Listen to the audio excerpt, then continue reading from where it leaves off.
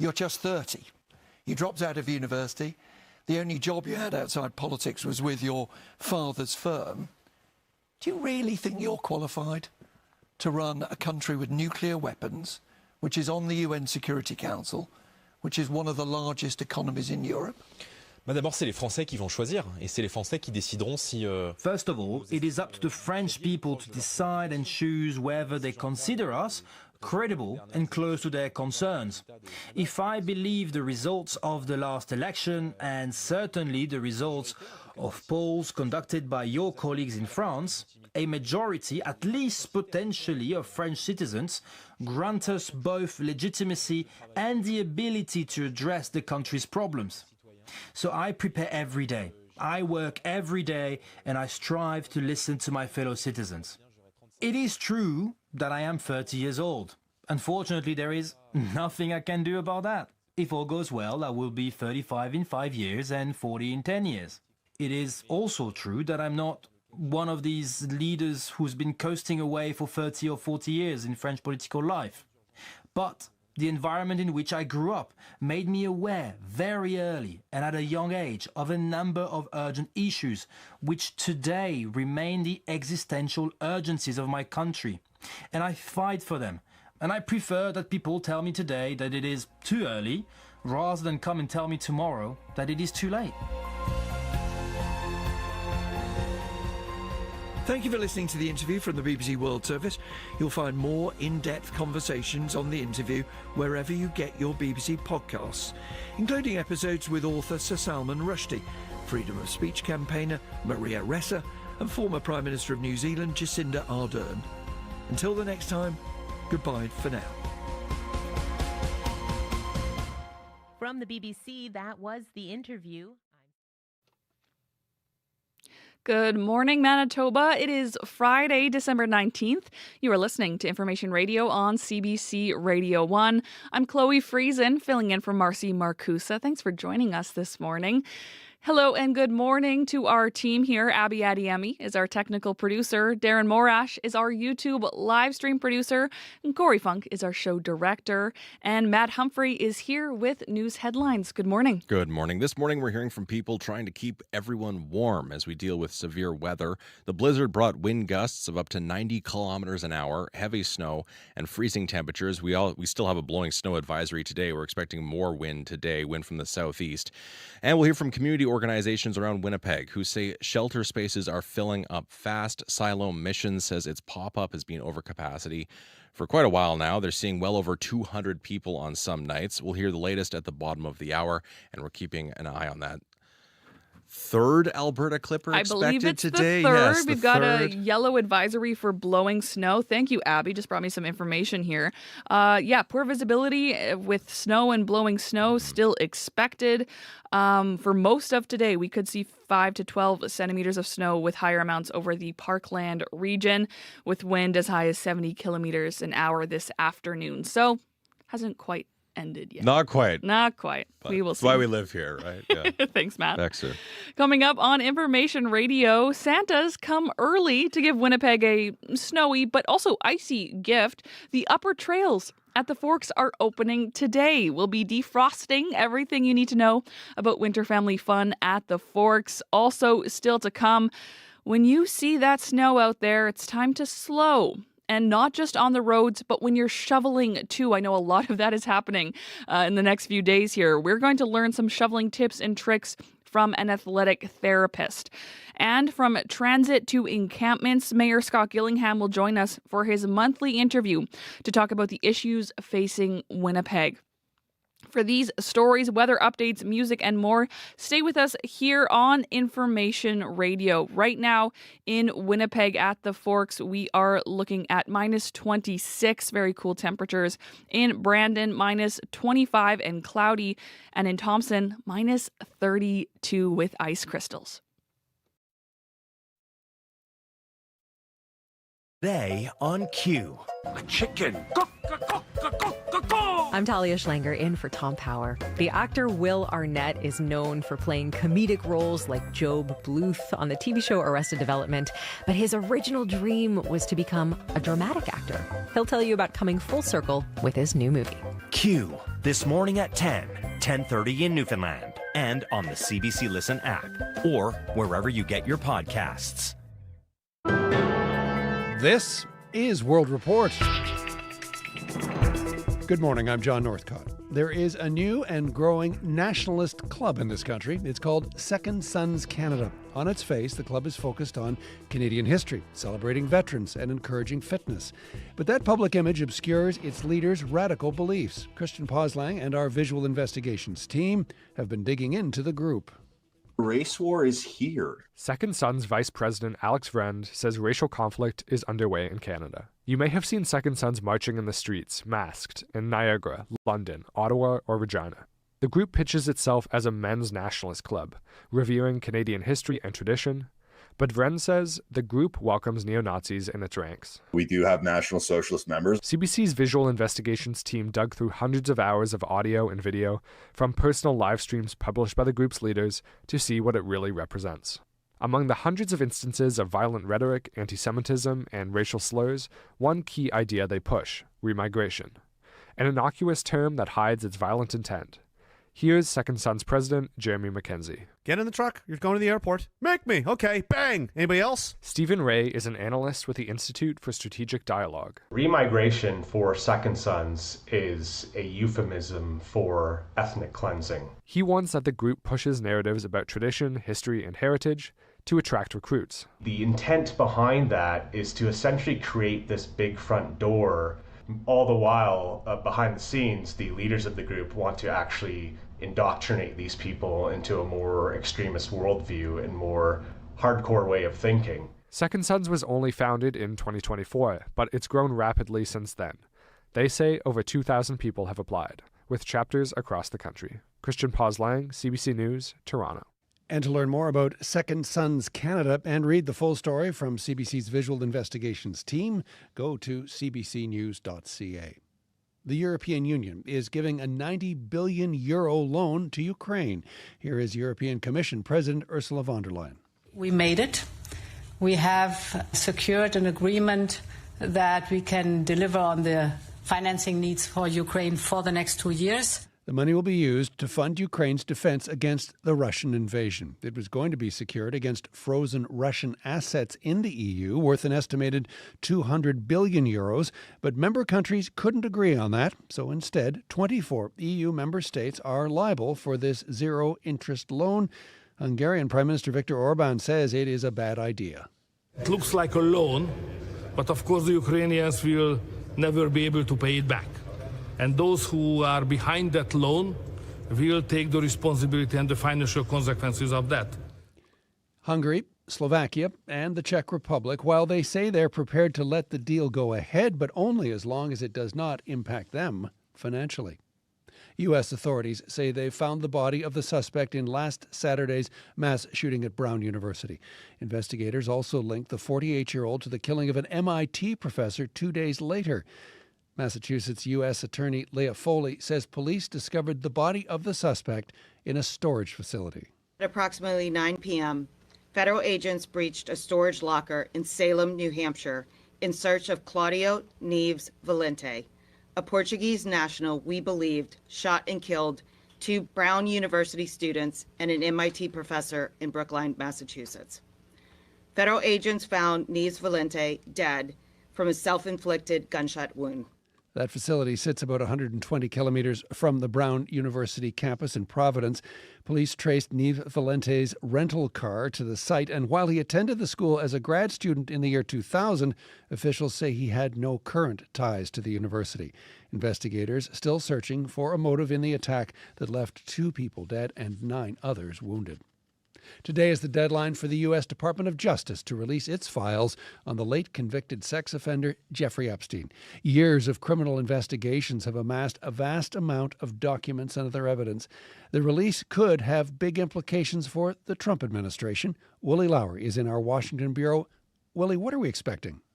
Jeffrey Epstein was a convicted sex offender. He killed himself while in custody in 2019, but his life, social network, and crimes have continued to occupy an outsized space in the American consciousness. In recent months, Democrats on the House Oversight Committee have released documents and photos showing Epstein mingling with famous people, including President Donald Trump, former President Bill Clinton, Andrew Mountbatten Windsor, once known as Prince Andrew, Bill Gates, and a host of others. Last month, Congress voted 427 to 1 in favor of the Epstein Files Transparency Act, despite pressure from President Trump to vote against it. Trump ultimately signed that bill into law. Republican Representative Thomas Massey played a key role in pushing the bill through Congress. He expects there to be roughly 20 names released in documents of people who are accused of committing crimes. If we get a large production and it does not contain a single name of any male who's accused of a sex crime or sex trafficking or rape or any of these things, then we know they haven't produced all the documents. It's that simple. Many of Epstein's victims campaigned tirelessly for the release of these documents. Canadian Charlene Rochard says she hopes they're not too redacted. I'm feeling really nervous. I don't know what to expect. We don't know if they're going to actually drop all the files or if there's going to be some files that are missing that we know that should be there. The law does allow the Justice Department to withhold information that could impact a current investigation, but not on the basis of reputational harm. CBC's Willie Lowry in our Washington Bureau. Thanks, Willie. My pleasure. Australia is launching its biggest gun buyback program in almost 30 years. The move is in response to Sunday's mass shooting at Bondi Beach that killed 15 people. The CBC's Georgie Smythe has more from Sydney. For decades, Australians believed their gun laws were strong enough to keep people safe, until 15 people were gunned down while celebrating Hanukkah on Bondi Beach. The Australian government will now provide funding to buy back guns from the public. Here's Prime Minister Anthony Albanese on the plan. To purchase surplus, newly banned and illegal firearms, the largest buyback since the Howard government initiated one in 1996. That buyback followed Australia's worst mass shooting where 35 people were gunned down at a tourist spot. It came to define Australia's ongoing taboo treatment of guns. Cracking down on access makes sense to people like Kate Chalker. Having lived in Canada, living next door to the US, it is one of those things when you see the stats coming out of the US every other day. I'm so incredibly grateful for that piece of Howard's legacy. Reese Caradwin agrees access should be more limited. I mean, for me, I don't really think having guns is necessary unless you're sourcing food for yourself. Like if you're going hunting, you get yourself food. Otherwise, why, bro? The reforms come on the heels of proposed new federal laws to crack down on hate speech, as well as state laws to restrict the types of guns people can own, as the tragedy at Bondi forces a policy catch-up for governments. Georgie Smythe, CBC News, Sydney. And finally, content creators are celebrating a new deal that will keep TikTok operating in the United States. It was reported last night just as users were hitting the red carpet for the TikTok Awards in Hollywood. It's for them to find any way to keep it as great, and I hope that they can keep the integrity of what the app initially was. Even if we was to go through different platforms, the community that's been built on TikTok, anywhere was going to be strong. I love to see free speech alive and well and being protected, especially for the younger generation. More than 170 million Americans use the short video app, but the U.S. Congress has raised national security concerns about TikTok. It says China could access sensitive user location and browsing data for espionage. Anisa Dari reports. The U.S. side of TikTok will see control sold and transferred to American investors by January 22nd. That deal is now signed, according to a memo seen by both the Associated Press and Reuters.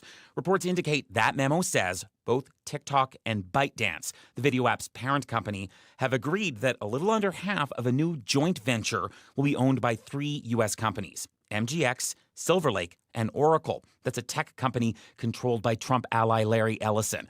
Just under 20% of this new TikTok company will stick with the current owner, China-based ByteDance. The TikTok app had been banned during the Biden administration over national security concerns tied to Chinese ownership. The first Trump administration had expressed similar concerns, but this time around, Trump kept postponing cutting off the app. Under this deal, reports say the algorithm, that's the program that controls what people see on TikTok, will be reconfigured based on U.S. data. Anis Haidari, CBC News, Calgary. And that's the latest national and international news from World Report. I'm John Northcott. This is CBC News.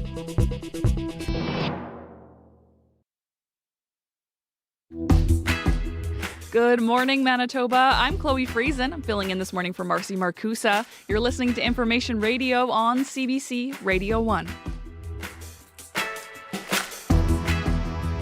89.3 FM, 990 AM on our YouTube live stream or anywhere on your CBC Listen app. Thanks for joining us this morning. Coming up on the show, Canada has promised to invest millions of dollars in Arctic defense. Defense expert Richard Shamuka will join us to discuss whether more of that money should be spent on drones. Also, a cookbook author will join us to talk about how to have a vegan inclusive holiday meal. And if you're looking for a boost of holiday cheer, coming up first, we'll hear from two women turning a personal care home into a Christmas movie set for retired residents. Stay with us.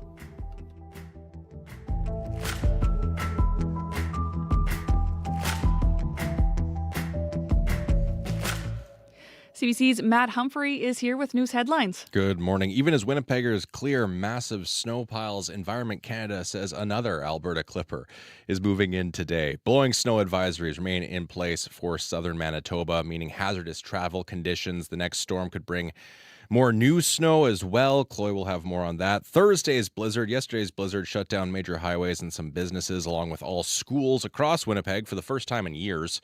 It's a rare occurrence. The Winnipeg School Division says classrooms will be open today. We'll hear more at the bottom of the hour. And we'll hear about a Hanukkah event beefed up with extra police. There was a menorah lighting at the Asper Jewish Community Campus, and organizers say extra precautions were taken after recent anti-Semitic behavior. More at 6:30.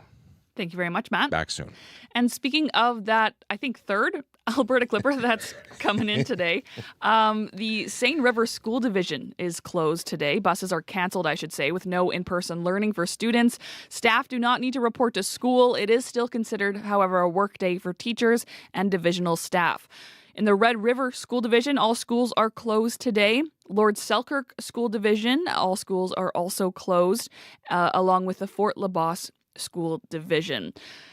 Abby Adiemi is here for a more in-depth look at that continuation of snow and wind. Yeah, yesterday orange, today yellow. Another clipper coming away from Alberta. It's going to be slamming southern part of the province and the western part of the province, triggering that yellow blowing snow advisory as heavy snow and whiteout conditions again heading our way. This will be making conditions really, really difficult for people on the highways across the Red River, the Pembina Valley, the Westman, the Parkland region. You should expect messy mix of about 5 to 12 centimeters of added snow that will be bringing southerly gusts, and it will definitely reduce visibility because the drifts that are there before and then additional one will be making visibility difficult as it whips around. Of course, the north still staying frigid. We're seeing wind chills close to minus 50 up north this morning. But for conditions in Winnipeg and the Red River Valley region at this time, we're looking at cloudy conditions, minus 26 at this time. Those conditions will deteriorate quickly as the cloud moves in and then the snow begins to come in around that noon period. We should expect about 5 centimeters of snow accompanied by gusty winds in the city. That will trigger blowing snow and a bit of wind chill close to minus 38 in the city this morning. We warm up to about minus 11 later on, and then the snow should wrap up by midnight. But we deal with snow from the lunch hour period all the way into the evening and overnight. Similar conditions in southern Manitoba, where we're seeing temperatures between minus 23 and minus 28 at this time. Winnipeg, we are at minus 26. Thank you very much, Abby. Thank you. Thank you to Darren Morash, our YouTube live stream producer, and Corey Funk is here, show director. Yes, we already got a call on the commuter line from Mandeep, who said she saw a car kind of up on the median. Looks like it hit a tree on Wellington between Barrie and King Edward. That's heading westward towards the airport. So she says keep right to get around that, and probably is indicative of some pretty slippery conditions this morning still in the city. Look out for that. Good news is that all the highways are now open, but of course not ideal conditions across southern Manitoba. You might see some covered conditions, some icy spots. So be careful out there. If you want to let me know what you're seeing in terms of the highway conditions or anything else here in the city, if you're walking, you're biking, you're driving, you can give me a call on the CBC commuter line. That number, 204-788-3093.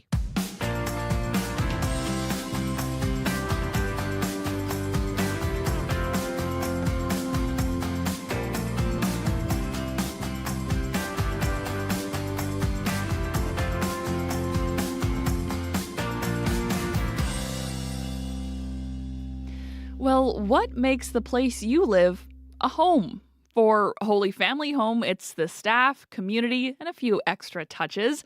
Holy Family is a personal care home that has 343 residents. Each year, they host a fundraiser called the Festival of Lights during the holiday season. The money raised helps create a cozy, home-like feel throughout the year. Angela Peeler is the CEO of Holy Family Home. She's worked there for over 27 years. Catherine Fox is the CEO of the Lubov Foundation, which raises money for the home. And they both join me in the studio. Good morning. Good morning. Thanks for having us. So, Catherine, tell me more about the Festival of Lights. Well, the Festival of Lights is now in its 30th year.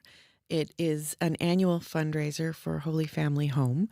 Over the year, the community really rallies around the initiative to make sure that the loved ones who live at Holy Family Home have things that enhance their quality of life. So the Festival of Lights brings people together to purchase items like cozy bath towels for everybody, for a wheelchair-enabled swing. This year, we're raising money for adjustable height tables so that no matter what kind of seating opportunities you need or devices, you can participate fully with your colleagues, your friends, your family, your neighbors around the table, whether doing activities or doing meals. So it's a really terrific fundraiser, and about 7,300 people over the last number of years, 30 years, have raised over $1.5 million really to help make Holy Family a home, and for Angela and her incredible team to make sure that that home is the experience that people have. So there's a different focus for the funds each year. Absolutely. We look at we work with Angela to find out sort of the most immediate needs that are going to make a real difference for folks on a day-to-day basis. Angela, what's that choice like? How do you decide what would bring more accessibility or a feeling of hominess with each project? I think I think we've worked with our team and figuring out where the need is the greatest. And I guess, as Catherine has said, we just really want to make Holy Family home. Our residents' needs change, and they've changed over the years. So in part of our home, we have a newer building, but we also have older infrastructure, which limits space. And we got to make that provide dignity. No resident should be able to have to eat off in a corner because their chair is bigger. So it's just how we bring it all together. What can understand our donors to show where the need is the greatest. I think for what I wanted to say is that our residents that are there, they've paved the path forward for us. Some of them have educated us. Some of them have taken care of. Now it's our time to show them. And all we want to do is provide dignity, joy, and comfort for them and their loved ones. And it's a way of showing their families and their loved ones that they matter, that we want to make a difference in their lives. Catherine, what's the status of this year's fundraiser so far? Well, right now we are exceeding $40,000 raised so far, which is really, really terrific. So early donors have contributed, rising to the challenge again every year to make sure that the loved ones at Holy Family Home need these tools. So we're on our way to $85,000, and any help we'd appreciate, knowing that at the end of the day, these are making real meaningful and immediate needs, addressing those for the residents at the home. Let's talk about the holiday season. What is it like for residents at Holy Family? Well, Christmas comes alive at Holy Family, not just with decorations, but the spirit. And it's kind of a Christmas wonderland. It has been, it's grown. We have an individual who just marvels at tree decoration. And, you kind of go home and you go, oh, that's all what my tree looks like. But it's just compare the two. it's amazing how you go. We have a large space, so we probably have 8 trees. I don't know, 50 wreaths throughout the home, swags and stuff. It's just a winter wonderland for our residents. And Christmas time is an opportunity for us to thank our residents for filling our lives with joy, and our families for entrusting us with the care of their loved ones. What's the reaction from residents when all the decor goes up? I think we all sit and anticipate it. We wait, like just after November when that first tree gets put, the boxes get put down. They're like, and they're spread throughout the home. So it's almost like big families or residents can go throughout the home and look. It's like going to Winter Wonderland to see the lights outside where families will drive. They just walk around the facility. Sounds like a pretty great place to work. It is. I'm curious here to end from both of you. What's your advice when it comes to visiting aging family members during the holidays and making the season special? I think just time, kindness. You know what? They just want to feel, give the opportunity to have the companionship, just to sit. And the stories that they tell are amazing. As I tell, just sitting with them and listening to their experiences of what the holiday season meant to them, listening to some of the traditions. Our Christmas parties feel that tradition, our liturgies that they are allowed to experience, have the opportunity to experience at our home, brings back memories. And you can see that our residents light up when they get to experience those. Catherine, if folks want to donate, how can they help? If you'd like to make a gift, visit lubovfoundation.ca, LUBOV foundation.ca, or give us a call at 204-942-0443. We'd be delighted to have a chat with you. We'd be delighted to have a visit if you'd like to come see us at 1085 Main. Catherine, Angela, thank you so much for joining us this morning. And I just want to say thank you for having us. That was Angela Peeler. She's the CEO of Holy Family Home. Catherine Fox is the CEO of the Lubov Foundation, which raises money for the home. Ho, ho, ho! Santa here with an invitation to call me on Radio Noon. The reindeer and I will swing by on December 24th to take your calls.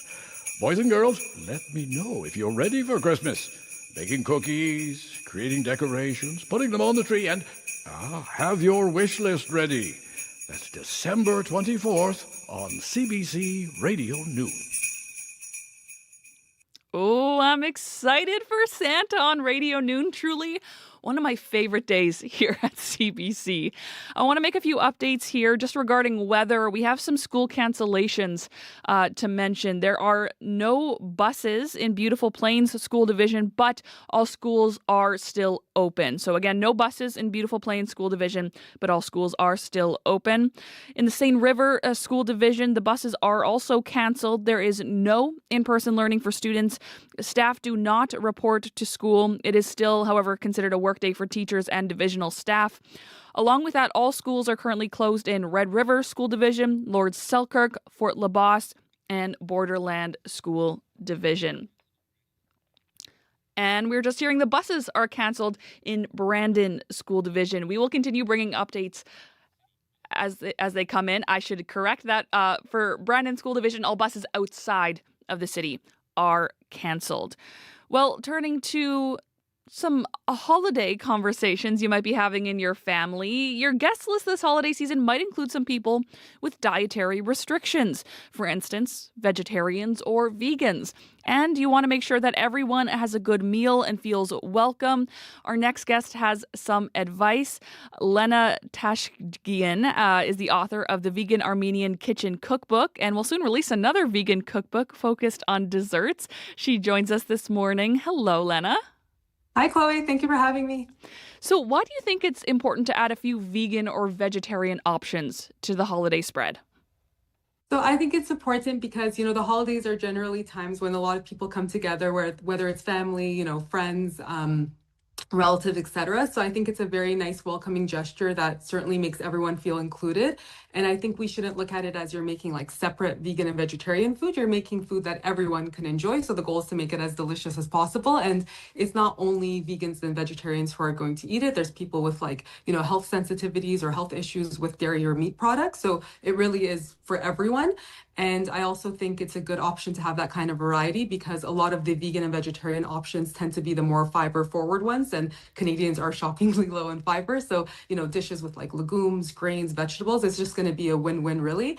And that kind of connects also to, let's say, leftovers. So during the holidays, we tend to kind of overconsume and stuff ourselves with these heavier foods. So it's always nice during the days that follow when you open the fridge and, kind of reach for leftovers to have these lighter and healthier options as well.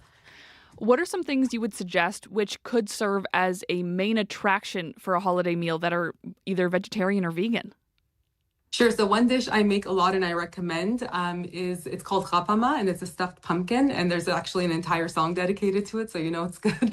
And essentially, it's a festive pilaf. So it's like seasoned rice with dried fruits and nuts and spices, and it's put into this pumpkin and baked until like perfection, until it's soft. And it really is like centerpiece worthy in the sense that people have like moved the meat out of the way so I could put it. And when you cut it open, it kind of looks like a blooming flower. And then traditionally, it doesn't have too much protein, but what I do when I'm making it as like a main or a centerpiece, I'll add chickpeas or lentils, and then I recently made one with like roasted garlic and vegetables. So it's a really delicious dish that's hearty, filling, and also very visually appealing. So I think it's a win-win, and people really enjoy it. I'm going to look up photos of this because that sounds just like gorgeous and also delicious. I'm excited. Lena, what about classic holiday staples that can be made vegan? Sure. So now with really all the options we have available, I would say that anything can really be made vegan. So when you think of like staples for like a holiday table, you'll often see things like mashed potatoes, and it really is generally like a one-to-one swap. So if there's like, let's say butter or milk in the recipe, you would just swap it for the dairy-free or vegan alternative, which are now available at most, mainstream grocery stores as well. You no longer have to go to like specialty supermarkets on the other side of town. And then things like there's options like Brussels sprouts, which are usually the side, and crispy Brussels sprouts are very in now. And the thing that usually makes it not vegan is like one ingredient where people will sprinkle, bacon or grated Parmesan. So I always say it's not necessarily about omitting that. It's if you just put it on the side, it's really a win-win. Everyone can enjoy it, and people can, customize it as they see fit. Things like gravy. I make a roasted wild mushroom gravy, and it's better than any gravy I used to make. And things like stuffing could be easily made vegan by swapping out the broth for like a vegetarian broth, and cranberry sauce, which a lot of people include, is of course naturally vegan. Let's finish off with desserts because we can never forget dessert. What would you suggest? So for desserts, if you want to keep it festive, you can easily make things like, gingerbread cookies or ginger molasses cookies, sugar cookies, etc. And you can either look for, plant-based or vegan recipes, or it's just that one-to-one swap again. And a lot of more recent recipes will include that information in the instructions. So they'll always be like, if it's 1 cup milk, they'll say, I use almond milk if I want to make it dairy-free. Or another tip is to always check the facts section. It's going to be one of the main questions for any recipes, like how can I make this dairy-free? I have an intolerance, I'm vegan, etc. So you can see what the chef or cook recommends. So you can easily just follow those instructions and have a vegan cookie. And I tend to, make cookies from like Mediterranean, Armenian background recipes. And a lot of those tend to use olive oil instead of butter. So they're either naturally vegan or very close to being naturally vegan. So I'll often make things like baklava. I'll make Greek Christmas cookies, or even things like biscotti, which, Italian Christmas tradition. It can easily be made vegan. Lena, I am so jealous of everyone who gets to experience your holiday cooking. But thank you for all of the inspiration as well. Thank you so much. Lena Tashjian is the author of the Vegan Armenian Kitchen Cookbook. We reached her in Richmond Hill, Ontario. You are listening to Information Radio on CBC Radio 1. While the orange level blizzard warning is past us now, we are still here in Winnipeg under a yellow advisory for blowing snow. So we are seeing another Alberta clipper bringing more snow, more blowing snow and gusty winds to parts of western and southern Manitoba today. We're already seeing some school divisions canceled. So we are just getting an updated list as we speak here. So some information, the buses are canceled in Beautiful Plains School Division, but all schools are still open. Buses are canceled in the Seine River School Division. There is no in-person learning for students, and staff are not to report to school. It is still considered a workday for teachers and divisional staff. Brandon School Division, the buses will not be operating outside of the city. Alexander, O'Kelly, and Spring Valley schools are closed. All other schools will be open in Brandon. Buses will be running within the city, and attendance at schools is at parental discretion where travel is required. Please call your school if you are not going to be attending in Brandon. All schools are closed in Red River School Division, Lord Selkirk, Fort LaBosse, Borderland, Sunrise, and in the Division Scolaire Franco-Manitobain. The schools closed currently are Gabrielle Roy, Lagimodiere, Saint Joachim, Riel Berard, Saint Jean-Baptiste, Saint Agathe, Pointe de Chêne, Saint Georges, Aurel Lemois, Saint Lazare, and Jour de Plain. We will keep you updated if anything changes, but so far that is what we know in terms of school closures today. It's time for your CBC local news with Matt Humphrey. This is CBC News. At 6:30, we're at minus 26 degrees with a blowing snow advisory in downtown Winnipeg. Good morning, I'm Matt Humphrey. Silo Mission says its pop-up warming shelter has been over capacity since winter began. And as Winnipeg deals with severe weather, they're seeing well over 200 people on some nights. Julianne Aitken is the interim head of the organization. She says the pop-up should be a last resort for vulnerable people. But with a lack of shelter spaces, it's become overwhelmed with the number of people coming in. Right now, the need is pretty dire, and I don't say that lightly because we know the realities of people if they are outside for any extended amount of time, frostbite, and how that will have devastating effects on their life going forward. So I think that we need to provide more spaces for people, emergency spaces for overnight and for these extreme weathers. As you heard, Environment Canada says another Alberta clipper is moving in today. A blowing snow advisory remains in effect for most of southern Manitoba, meaning hazardous travel conditions. And today's storm could bring fresh snow as well. Yesterday's blizzard shut down major highways and some businesses, along with all schools across Winnipeg for the first time in years. We are seeing school closures today, but the Winnipeg School Division says classrooms are all open today. A Hanukkah event in Winnipeg last night saw a beefed-up police presence. Police were stationed at the menorah lighting ceremony yesterday at the Asper Jewish Community Campus. The ceremony follows a similar event at HSC earlier this week, disrupted by someone's hateful tirade, and 15 people being killed at a Jewish festival this past weekend in Australia. Some left the lighting event last night feeling stronger. One of them, Rakamin Enoch Code, said it was important for him to see Jews celebrating despite all the hurt. Especially after the incident massacre in Bondi in Sydney, Australia, just to be around everyone, like the Jewish resilience is very powerful, to be with your community, to feel that power. Enoch Code says Jews are often described as the biggest family in the world. So when the community is attacked anywhere in the world, everyone feels it. In other news, Cancer Care Manitoba is getting ready to launch a new scheduling tool for chemotherapy patients, and it's using artificial intelligence. Ken Borse hopes the platform will allow staff to spend more time with patients and help get more patients in for treatment faster. Borse helped get the project started when he was vice president of clinical operations and chief nursing officer at Cancer Care. We want our staff to do the best thing that they do, which is being in front of their patients and providing that care in front of the patient, not in front of scheduling, not in front of the computer, not in front of a piece of paper. So AI, the tool, the AI platform that we are implementing really augments that, the staff, the talents that we have from within. Borse says the goal is to have the platform operational next year. He says it uses Cancer Care's procedures, policies, and protocols and doesn't replace critical thinking or clinical judgment. In international news, the European Union is lending Ukraine 90 billion euros, the equivalent of $145 billion Canadian. And instead of using frozen Russian assets, the EU is borrowing against its own budget. Ukraine would not have to pay back the money until it gets reparations from Russia. Hungarian President Viktor Orban is calling the loan lost money. His country, plus Slovakia and the Czech Republic, have opted out of the plan. Flin Flonners have come up with a new idea to bring people to the north this winter by building an event space almost completely from snow and ice. The ice is being harvested from a nearby pond. Local companies are involved with the build, and volunteers are braving the cold at the site. Crystal Colt is one of the organizers with the city of Flin Flon. This is going to be a bit of a proof of concept piece this year for us to learn how to make this and what we can do with this space. Colt says if the project's a success, it may lead to bigger plans and builds in the future. You can read more at cbc.ca/Manitoba. And finally, today is the deadline for the U.S. Justice Department to release its files on financier and sex offender Jeffrey Epstein.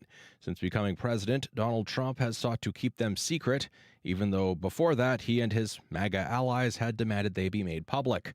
Yesterday, Democrats on the House Oversight Committee released more images of Epstein, along with tech titan Bill Gates, philosopher Noam Chomsky, and other notables. But they did not provide any evidence of wrongdoing. More news at 7:30. Thank you very much, Matt. Back soon. That is CBC's Matt Humphrey. I'm Chloe Friesen. Happy Friday. You're listening to Information Radio. And we are still under it's an advisory now. It's not a blizzard warning, a orange level warning like it was yesterday, but yellow advisory for blowing snow for much of southern and western Manitoba today. It's already caused some school closures, so I'm going to go through this list here.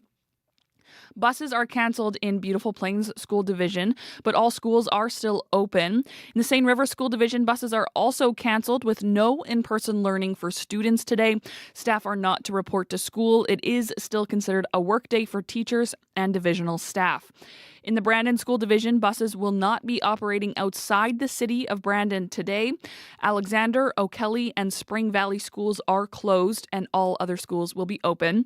Buses will be running within the city of Brandon, and attendance at schools is at parental discretion, where travel is required.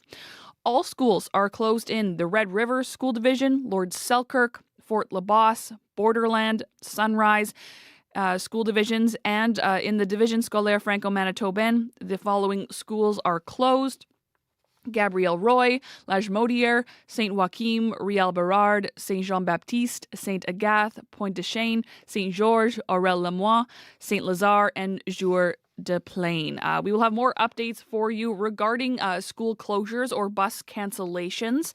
And Abby Adiemi has probably the answers to why these schools are closed and why these buses are canceled. My friend, another round of an Alberta Clipper will be bringing heavy snow and whiteout conditions to much of south and central Manitoba today. That will come along with this yellow blowing snow advisory and near zero visibility to much of the south. And if you track it towards the western part of the province, you will be noticing it around the Parkland region even more. Now, this storm is going to be dumping additional 5 to 12 centimeters of fresh snow today. Of course, that will come with southerly wind gusts up to about 70 kilometers, turning highways really, really difficult to navigate because of the whiteout you'll be experiencing. And this might be making your travel a bit difficult, especially from the Parkland region as you head towards Brandon, and even if you're coming towards Winnipeg later today. Conditions in Winnipeg at this time: minus 26, wind chill outside feels like minus 32. We're expecting snowfall. This will be heavy. We're looking at about additional 5 to 12 centimeters in this part around the noon time, while the southerly wind will be making it whip around, creating whiteout conditions. Humidity is quite on the high side today. It makes the air extra crisp, and the wind chill will be felt, but we'll get to warm up to about minus 11 later today. Conditions around Brandon sitting at minus 22 at this time. A good chance of heavy snow coming your way. You warm up later. For the northern area, we're looking at current temperatures around minus 24 at this time. Dauphin expecting that snow dump even harder with current temperatures around minus 28. It feels like minus 36 there. For the Gimli area, frigid around minus 28 this morning. Wind chills around minus 39. Also snow coming your way. For the powerful influence surrounding communities, we're seeing temperatures around minus 25. Good chance of snow showers also coming your way. For Thompson, you're sitting at minus 33 at this time. The wind chill for folks around the Thompson region, we're looking at the wind chill close to minus 41 at this time. While Churchill, you're sitting at minus 31. Wind chill hits minus 41. Though you're going to see sunny conditions, that will not be warming things up much. For folks around the Tuduli Lake, similar conditions, minus 37 at this time with a wind chill in the minus 40. So it's another day of snow coming our way, and another day the northern part of the province will be dealing with wind chills in the minus 40s. But for now, Winnipeg, it is minus 26 outside, and the snow should arrive around the noon period. Thank you, Abby. Thank you. And I have a few more schools to add to our cancellation list. We've got Prairie Rose, Turtle Mountain, Southwest Horizon, Garden Valley, and Lakeshore. Did I get them all, Corey? Also, I was about to add a couple more. Are coming in. Let's do it. Red River Valley and Rolling River also on that list as well. They are coming in very quickly this morning, the many rural school closures this morning. As for the commute, a couple other things to keep an eye out for out there. Just got a call from Jamie on the commuter line here in the city. He said Cumberland and Sherbrooke, there's just a car, seems to be empty, abandoned, right in the middle of the intersection. No lights on, no one in there. So heads up, that might throw off your commute this morning. That's right in the middle of Cumberland and Sherbrooke. As well, man deep phone to say westbound Wellington between King Edward and Barrie in the median lane, heading towards the airport there. There's a car that's up on the median, kind of hit a tree, blocking the median lane. Keep it right to get around that. Highways so far, there's no closed highways this morning, but just judging by the amount of school closures, as you can imagine, highway conditions aren't great this morning. So if you have to keep off, if you need to go on the highways, do avoid the highways if you don't have to go. But if you do see something going on, you want to tell me about the highway conditions, you can give me a call on the CBC commuter line, 204-788-3093. Thank you very much, Corey. And thank you to the whole team keeping us updated here on the program. Stay with us here on Information Radio for all your weather updates and school and bus cancellations. It's time now to head to Crystalie Ramlakan with a business report. Good morning. Hey, good morning, Chloe. So cannabis stocks climbed yesterday. What's behind that? Yeah, so shares rose after U.S. President Donald Trump signed an executive order loosening federal regulations there. And it's the biggest shift in marijuana regulation in the U.S. since 1970. So the decision to reclassify cannabis does not legalize it, but eases the operating environment for companies by improving access to capital, reducing tax burden, and accelerating research and development. So reclassifying the plant as a less dangerous drug could lead it to going from a Schedule 1 substance to a Schedule 3, alongside things like common painkillers and testosterone. Michael Armstrong is an associate professor at Brock University and has been following the industry for years. But I think the medical side is more interesting. It's going to be chaotic. Putting in Schedule 3 is basically saying it's now a category of medicine. It's really vague as how we're going to regulate it, but they're saying it's now a category of medical medicine. So that should make medical trials much easier, medical research much easier, and therefore I think the speculation that pharmaceutical companies will start taking interest is probably well-founded. And there are reports Trump is considering a Medicare pilot program that would give some seniors access to CBD. And rescheduling and Medicare coverage would likely attract investments from financial institutions and other investors, just like Armstrong was saying there. And next, TikTok is a step closer to securing its future in the U.S. What are the details on that? Yes, so the popular app has now signed off on a deal to sell most of its U.S. assets to a group of mostly American investors. So you may remember this, that the U.S. passed a law last year requiring the app to divest from Chinese parent company ByteDance or be banned. And Trump repeatedly delayed enforcement of that law, but now the U.S. TikTok app is set to be controlled by a new joint venture that includes tech company Oracle, private equity firm Silver Lake, and Abu Dhabi-based investment firm MGX. So the new entity will retrain TikTok's algorithm on U.S. user data, and Oracle will oversee storage of Americans' data, those things that U.S. regulators were kind of concerned about. However, though, a memo from TikTok's CEO suggests the global TikTok entity will continue to manage e-commerce, advertising, and marketing on the new U.S. platform. Now, the deal is expected to need approval from the Chinese government and regulatory approval from both countries. And a U.S. ban had concerned Canadian businesses and influencers as well, because they really count on those American audiences. There's not borders the way there are in real life when it comes to social media often. You're often watching content from around the world. I remember that day where TikTok was dark in the U.S. And it was just kind of Canadians and Australians being like, are you here? I'm here. What's going on? Like, it was fascinating. Yeah. It could have been like that, or it might still be like that if this doesn't all go through. We'll wait and see. And Crystal Lee, yet another airline is cutting perks for those who fly economy. Yes, that's right. So American Airlines customers who are flying basic economy will no longer earn frequent flyer miles or points toward elite status. So the company says it routinely evaluates its products and made the change to remain competitive in the marketplace. It says those customers will continue to receive a free personal item, a free carry-on bag, free snacks, soft drinks, and in-flight entertainment, though. But yeah, basic economy tickets have rolled out across the industry over the past decade. They are the cheapest but most restrictive fares. Generally, they do not allow customers to change their tickets without fees or pick their seats in advance. And the move comes as airlines have been chasing customers who are willing to spend more to fly.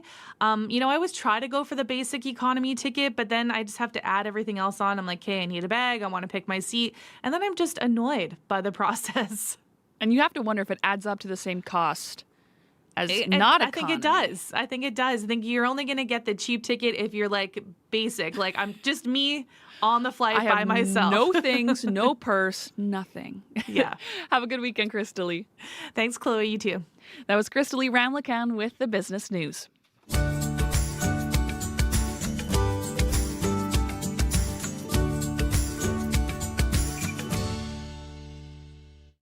Show director Corey Funk is back in the studio for an update on your commute. Yes, an update on that car on westbound Wellington between King Edward and Barrie. It's actually gotten a little bit worse, says Mandeep. She called back to say now there's a bus that's gotten kind of caught up in there. So there was a car up on the median, hit a tree, and now it appears that a bus is now somehow got involved in that situation. It is actually blocking the entirety of westbound Wellington. So if you're heading to the airport this morning, that is going to throw off your commute.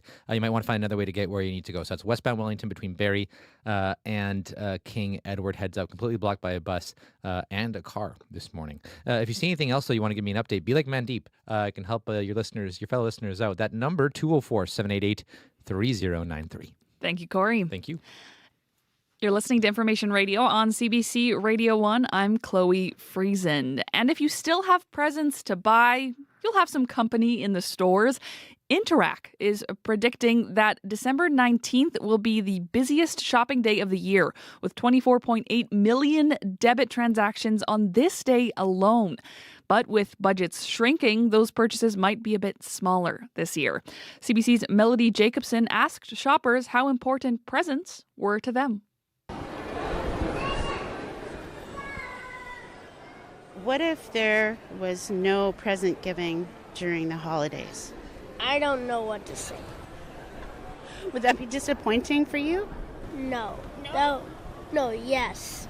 What do you like the best about it? Opening presents. Yeah, it'd be disappointing to not have gifts at Christmas. Because it's part of the season to give and to see the look on people's faces when you give them something. And all that planning and that sort of thing to get the gift?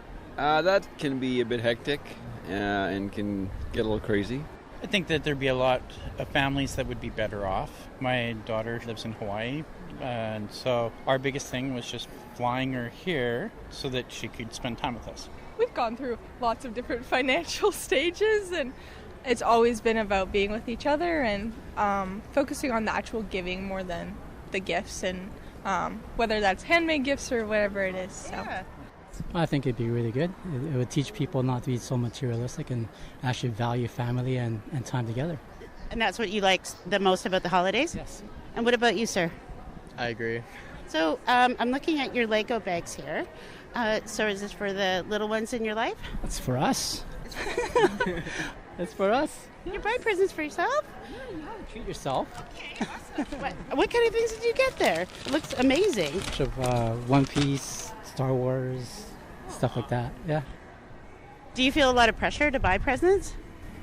I feel like there is more now. Yeah, with all the online shopping and ads everywhere and stuff, it's hard to get away from it. But yeah, I don't know. For me, presents aren't that important. It's more just time with your family, having everybody over. Especially as you get older, it's hard to make time to get together, and yeah, it's good to all be in one place for once. Do you think there would be feelings that are hurt if there's no presents? Not in my family, but I guess that just depends on how you're raised and all that kind of stuff. Yeah. Okay. I had family that they would do handmade presents, stuff like that, and I think that sharing a meal or doing things that has a genuine care to it, not just buying stuff because you think that is just going to need another pair of socks or exactly, right? Yeah. So yeah, I do like my Christmas socks, though. I might hold on to that. I'm guilty of it. I bought some Christmas socks. Obviously, as someone who's college age, I really appreciate my Christmas socks. But no, I think there's an intentionality that definitely has been stripped away from Christmas. It's been more about consumerism and let's just get, and instead of the actual heart of let's give to one another. And I think what we really realize is you actually get when you give. It's the most wonderful time of the year, with the kids jingle belling and everyone telling you be of good cheer. That was CBC's Melody Jacobson at a mall in Richmond, BC. The time is 6:51, just about. You're listening to Information Radio on CBC Radio 1. NATO nations are losing the Arctic drone race to Russia and China. That's according to a new study from the Centre for European Policy Analysis. The report warns that not enough drones owned by NATO countries can fly in cold temperatures. While Russia and China have made significant strides in building uncrewed aircraft that can withstand the harsh Arctic skies. Joining me now is Richard Shamuka. He's a senior fellow at the Macdonald-Laurier Institute and a contributing author at The Hub. Good morning. Good morning. Thanks for having me. So how significant a problem is it for NATO nations that China and Russia are pulling ahead in this specific area of Arctic drones? It's a bit uneven. Certainly, I think the report is a little bit more aimed at the Nordic nations, which obviously have a direct border with Russia, and the challenge for them is much more significant. But we really can't be complacent, and a lot of the sort of developments that the Russian Federation and the People's Republic of China has sort of put together can be adapted into sort of longer-range systems that allow them to operate closer to our territory, across the Arctic Ocean. Do we know why Russia and China have been so successful in developing this technology? I think it's a direct consequence of the war in Ukraine, where you're seeing the need to develop sort of doctrine and policies and industrial efforts that are able to harness new developments that they're seeing on the battlefield and respond to them effectively. As a result, that entire ecosystem or approach to sort of developing drones can be applied to ones that operate in the Arctic, and as a result, they're seeing those adaptations in actual systems that can threaten our interest in the region overall. What makes drones useful as a military tool in remote regions like the Arctic? It's actually very similar to how they operate in any temperate climate. One is that because they generally are less cost than sort of crude systems, you're able to buy much more of them. Even though they're a lot less effective, they can actually cover a much greater area of territory at one time. They don't have to have long persistence. You don't have to, bring a pilot or something like that back to base for rest. They can operate for long periods of time. And the third part is that they're attritable. You can actually lose a couple of them and not really worry too much. Whereas if you lose one or two crewed aircraft, that could be a significant detriment to your ability to operate. So all of those advantages are apparent in sort of drones again, in lower climates. But in the north, they have the same sort of advantages. And in some ways, they're actually much more beneficial given the harsh climates and the difficulty of crude systems to operate in them. What are Canada's military drone capabilities at the moment? Fairly limited, partly because we've only recently started spending on defense to an appropriate level. So one of the main programs is the remotely piloted air system, which has taken several decades to actually acquire. That system is an older, much more it's much more costly. It does have a large amount of sensors on it, and it is able to operate in some northern climates. But it's only one platform. Whereas, again, what the report really kind of focuses on is sort of the underlying sort of processes to acquire large numbers of drones and a wide variety of systems for different requirements, and we just don't have that kind of system currently in place, and many of our allies don't as well. As a result, that's what the report is trying to get at, is to develop that system to get it running in order to be more effective at and employing them overall in places like the Arctic. What about defense against drones from other countries? How do you keep them out of Canadian airspace in remote northern areas? So we're a little bit fortunate right now that the distances involved make it a little bit difficult to actually employ many drones directly to deal with Canada. But if we look at what happened just recently with Copenhagen Airport, where Russia allegedly used a passing tanker to launch these sort of strikes, those sort of out-of-the-box thinking can be employed in many Canadian regions, and those are concerns. It's going to take a large number of systems, a much more sort of whole of military kind of thinking to how to deal with them, and so they can be directly attacked using missiles or potentially directed energy weapons like lasers, what we're seeing now, but also hardening structures, building sort of passive defenses. A lot of those things potentially may be necessary to actually deal with threat, and more critically, it's really identifying what the threats are before they actually come, and having sort of potentially the ability to move resources in and out if a greater threat level is available. So there's going to be a wide requirement of different responses to actually deal with this emerging threat. Richard, really appreciate your time this morning. Thank you. Thanks for having me. Richard Chimuka is Senior Fellow at the Macdonald-Laurier Institute. CBC's Matt Humphrey joins me in studio for a look at news headlines. Good morning. As much of Manitoba deals with the aftermath of the blizzard we had, some in Winnipeg are struggling to stay warm. Community organizations around the city say shelter space is scarce.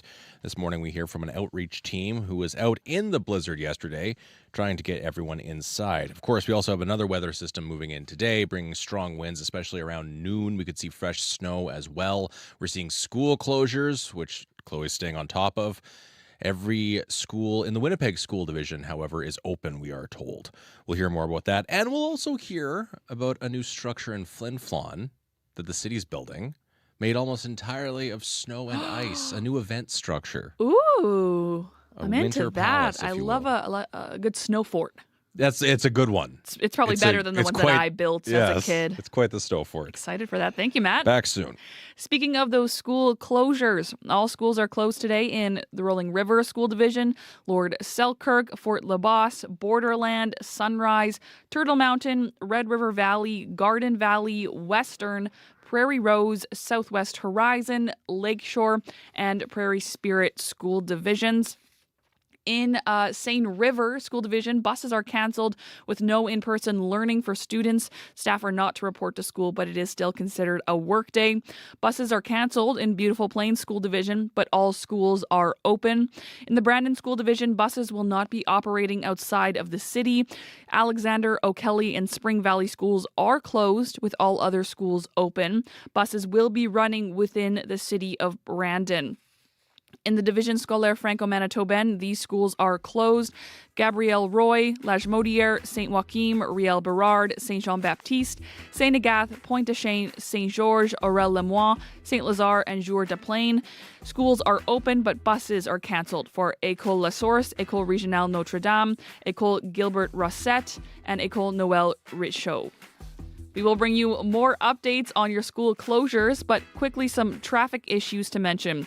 Westbound Wellington headed towards the airport between Barrie and King Edward. A bus is completely blocking the road. You will want to find a different route. Thank you to Mandeep for that call. Also, we're hearing about an empty car blocking the middle of Sherbrooke and Cumberland. If you have anything to add or any updates about either of those issues, call us on the commuter line 204-788-3093. Coming up in the next hour of the show, run, don't walk, or should I say skate. The Forks Upper Trails are opening today. We'll hear more about that coming up next here on Information Radio.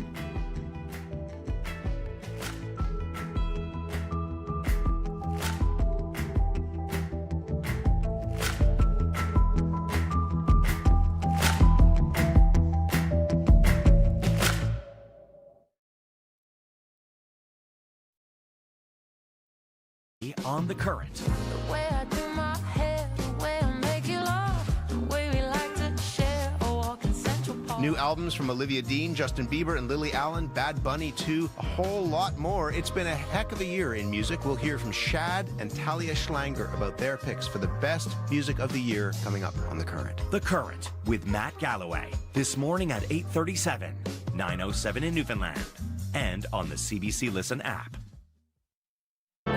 This is World Report. Good morning, I'm John Northcott. There is a new and growing nationalist club in this country. It's called Second Sons Canada. On its face, the club is focused on Canadian history, celebrating veterans, and encouraging fitness. But that public image obscures its leaders' radical beliefs. Christian Poslang and our visual investigations team have been digging into the group. Race war is here. Second Sons Vice President Alex Vrend says racial conflict is underway in Canada. You may have seen Second Sons marching in the streets, masked, in Niagara, London, Ottawa, or Regina. The group pitches itself as a men's nationalist club, revering Canadian history and tradition. But Vrend says the group welcomes neo-Nazis in its ranks. We do have National Socialist members. CBC's visual investigations team dug through hundreds of hours of audio and video from personal live streams published by the group's leaders to see what it really represents. Among the hundreds of instances of violent rhetoric, anti-Semitism, and racial slurs, one key idea they push: remigration. An innocuous term that hides its violent intent. Here's Second Sons President Jeremy McKenzie. Get in the truck. You're going to the airport. Make me. Okay, bang. Anybody else? Stephen Ray is an analyst with the Institute for Strategic Dialogue. Remigration for Second Sons is a euphemism for ethnic cleansing. He warns that the group pushes narratives about tradition, history, and heritage to attract recruits. The intent behind that is to essentially create this big front door. All the while, behind the scenes, the leaders of the group want to actually indoctrinate these people into a more extremist worldview and more hardcore way of thinking. Second Sons was only founded in 2024, but it's grown rapidly since then. They say over 2,000 people have applied, with chapters across the country. Christian Poslang, CBC News, Toronto. And to learn more about Second Sons Canada and read the full story from CBC's Visual Investigations team, go to cbcnews.ca. It took a marathon meeting in Brussels, but European leaders have an agreement on a funding scheme to cover Ukraine's massive wartime deficit. Kyiv is getting 90 billion euros to keep it afloat for the next 2 years, but the loan will not be secured against frozen Russian assets. Crystal Gamansing reports from London. And I'm very pleased to say we made it. Emerging from the 17-hour summit, Ursula von der Leyen, the European Union Commission president, detailed the new financial lifeline for Ukraine. Very important here, Ukraine would only need to pay back the loan once it receives reparations. 90 billion euros as promised. In the end, European leaders abandoned a much-touted idea to fund Ukraine with Russian frozen state assets, a move Russia fought against, threatening retribution. Hungary's leader Viktor Orban was against that idea and is against the loan borrowing against the EU budget. It looks like a loan, but of course the Ukrainians will never be able to pay it back. Well, the thing is that it's a great news for us from all respects. Alexander Mereshko, chair of the Foreign Affairs Committee in the Ukrainian parliament, says his country was in such a desperate situation. They're happy to just have the money. They still feel Russian frozen assets should be turned over to Ukraine, but understand some countries have concerns requiring more time. We continue to hope, we continue to fight. In his year-end news conference, Russian President Vladimir Putin said Ukraine doesn't want peace. His position, Russia will end the war if the root causes for his full-scale invasion are addressed. Crystal Gamansing, CBC News, London. In the United States, the 5-day manhunt for a campus shooter is over. U.S. authorities say they found the suspect in the mass shooting at Brown University dead of a self-inflicted gunshot wound. This after also linking him to the murder of an MIT professor earlier this week. Steve Futterman reports. After 5 days, officials say there is no longer danger. Our Providence neighbors can finally breathe a little easier. The city's mayor, Brett Smiley, made the announcement. The suspect in the mass shooting, 48-year-old Claudio Neves Valente, a Portuguese national and former Brown University graduate student, was found dead in a storage unit more than 120 kilometers away. The break in the case came from a tip that led law enforcement to his vehicle. Rhode Island Attorney General Peter Nerona. He rented a car in Boston. He drove it. We were able to find that car in New Hampshire. After the university killings, authorities say Valente drove to the Boston suburb of Brookline, where he allegedly killed an MIT physics professor, Nuno Loureiro, also Portuguese. Valente and the professor attended the same school in Portugal in the late 1990s. Police are still looking for a precise motive. FBI Special Agent Ted Dox. Even though the suspect was found dead, our work is not done. Last night in Providence, Brown University students were glad the ordeal has ended. I mean, I definitely think there's a sense of relief in the community having found the person. Officials say Valente tried various methods to evade police, including changing license plates. Steve Futterman, CBC News, Los Angeles. The clock is ticking for the Trump administration. By midnight tonight, Attorney General Pam Bondi is legally required to release a massive archive of files on the late Jeffrey Epstein. After months of delays and a near unanimous vote in Congress, the Department of Justice must now make over 300 gigabytes of data public. The move follows a week of mounting pressure with new photos showing Epstein alongside some of the world's most powerful men. Victims say they are bracing for the truth, while critics watch for any signs of a potential final hour cover-up. A new study finds that a 2021 mandate from the Ontario government is saving lives. Researchers looking into the policy's impact in long-term care homes say the results come down to one specific factor: air conditioning. Lisa Shing reports. It was a necessary undertaking. Geriatrician Nathan Stahl on investigating the effects of Ontario's decision to mandate air conditioning in all residents' rooms in long-term care homes. And this was a particular concern, not only because of the extreme heat events that continue to occur with greater frequency and intensity, but during the COVID-19 pandemic, residents were not able to congregate. During the pandemic in 2021, CBC News was the first to ask Ontario Premier Doug Ford why AC wasn't mandatory in nursing home rooms, resulting in the province requiring it be installed by spring of 2023. Does that mean you would consider amending the Act? We're going to move forward with this. We're going to move forward rapidly. Stahl's subsequent study found residents in homes without AC had an 8% higher odds of dying on extreme heat days compared with residents of homes with AC. And using a simulation based on this information, found the policy change averted 33 resident deaths. A $200 million investment for the province of Ontario. It's important to understand the return on investment that was made, which is very clear and it's life-saving. York University Professor Emeritus Pat Armstrong and long-term care researcher says other provinces need to pay attention. It's just like heating. We need cooling. You can die from the heat as well as you can die from the cold. She says a clear indication air conditioning is no longer a luxury. Lisa Shing, CBC News, Toronto.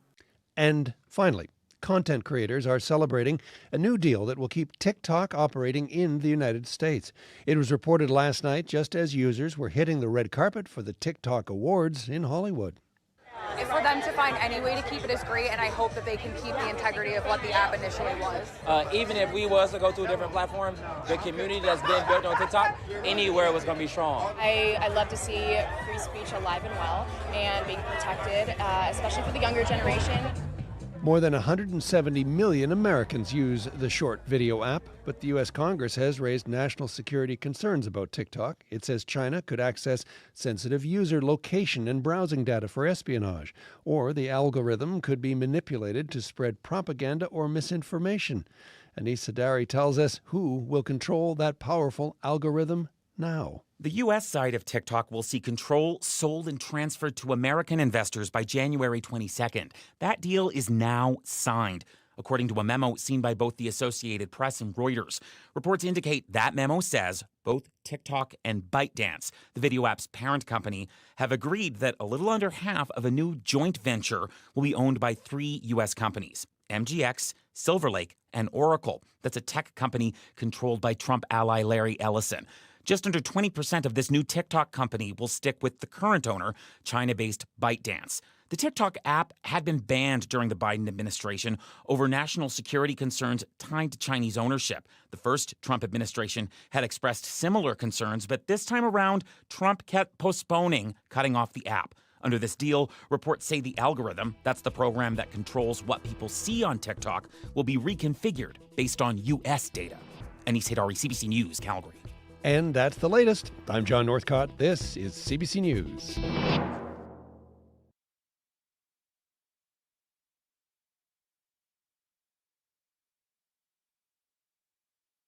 You're listening to Information Radio on CBC Radio 1.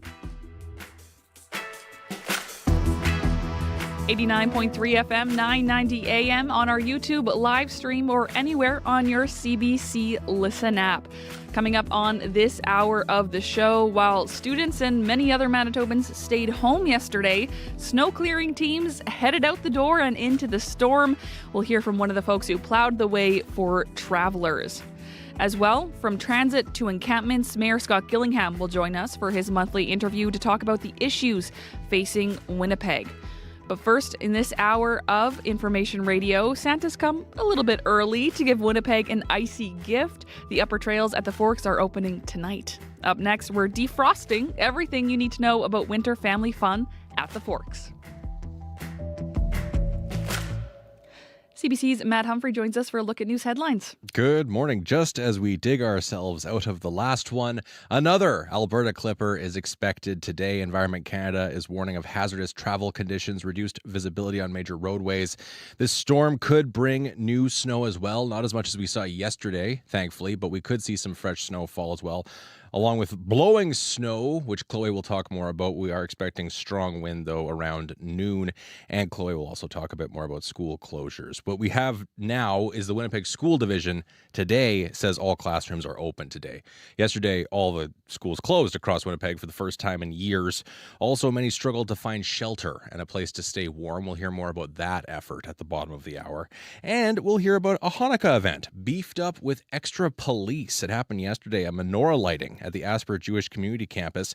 Organizers say extra security precautions were taken after recent anti-Semitic behavior. We'll hear more at 7:30. Thank you very much, Matt. Back soon. You're listening to Information Radio. As Matt mentioned, I do have a list of school closures due to continued snow and wind in much of southern and western Manitoba.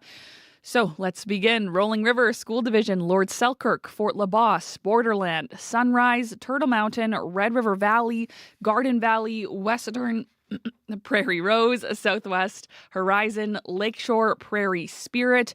In the Division Scolaire Franco-Manitobaine, the following schools are also closed: Gabrielle Roy, Lagimodiere, St. Joachim, Riel Berard, St. Jean-Baptiste, St. Agathe, Pointe-de-Chêne, St. George, Aurel-Lemoine, St. Lazare, Jour de Plaine. The schools are open, but buses are cancelled for École La Source, École Régionale Notre-Dame, École Gilbert Rossette, and École Noël Richaud. Some other schools, we're looking at the Brandon School Division. Buses will not be operating outside the city of Brandon today. Alexander, O'Kelly, and Spring Valley schools are closed, with all other schools open. Buses will be running within the city of Brandon. In the Seine River School Division, buses are canceled. There is no in-person learning for students. Staff are asked to not report to the school, but it is still considered a workday for teachers and divisional staff. And buses are canceled in Beautiful Plains School Division, but all schools are still open. For colleges and universities, Red River College, Polytech, all campuses are open except the Winkler campus. And we're hearing that the University of Winnipeg and the University of Manitoba are both open today. We will keep you updated on school closures if anything is added to that list or changes.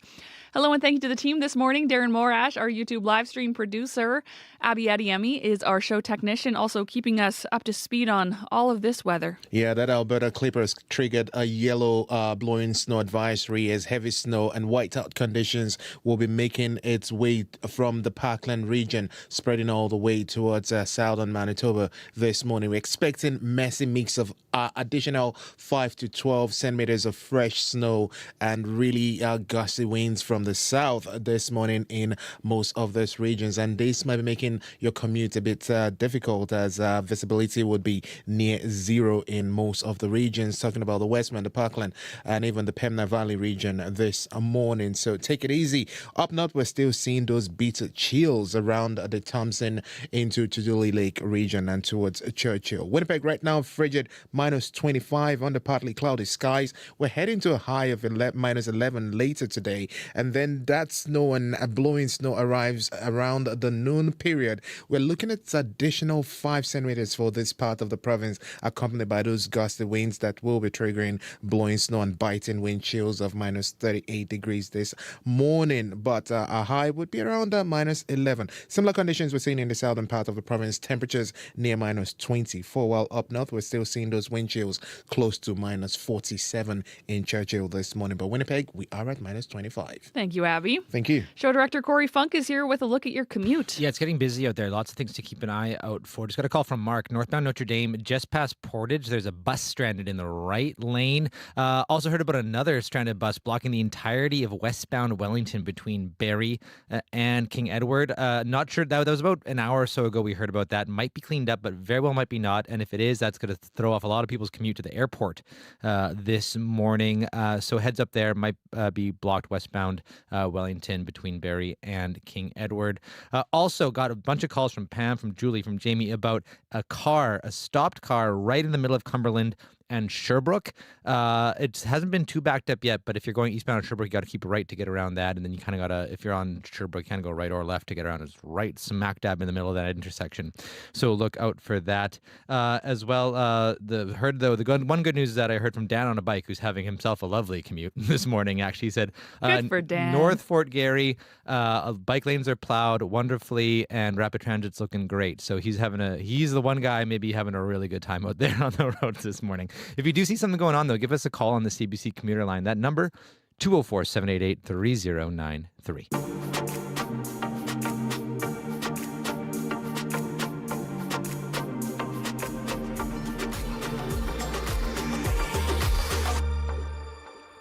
Well, get your toques, mitts, and skates ready. The Forks Upper Trails are set to open tonight. That means you can soon skate on the trails near shops, at the Exchange, and around the Port Rink. Blair Malistravich is the Communications and Marketing Manager at the Forks, and Georgia Sigurdsson manages the Trail Together campaign, which is the fundraiser that lets you adopt a part of the trail. Good morning to you both. Good morning. So Blair, the upper trails set to open later today. What's the condition of the ice looking like? The condition's it's looking smooth, a little bit snow covered, shockingly, because I don't know if you guys know this, it recently snowed. But we're very optimistic that everything will be up and open tonight. It'll be the upper trails as well as the CN stage rink. Okay.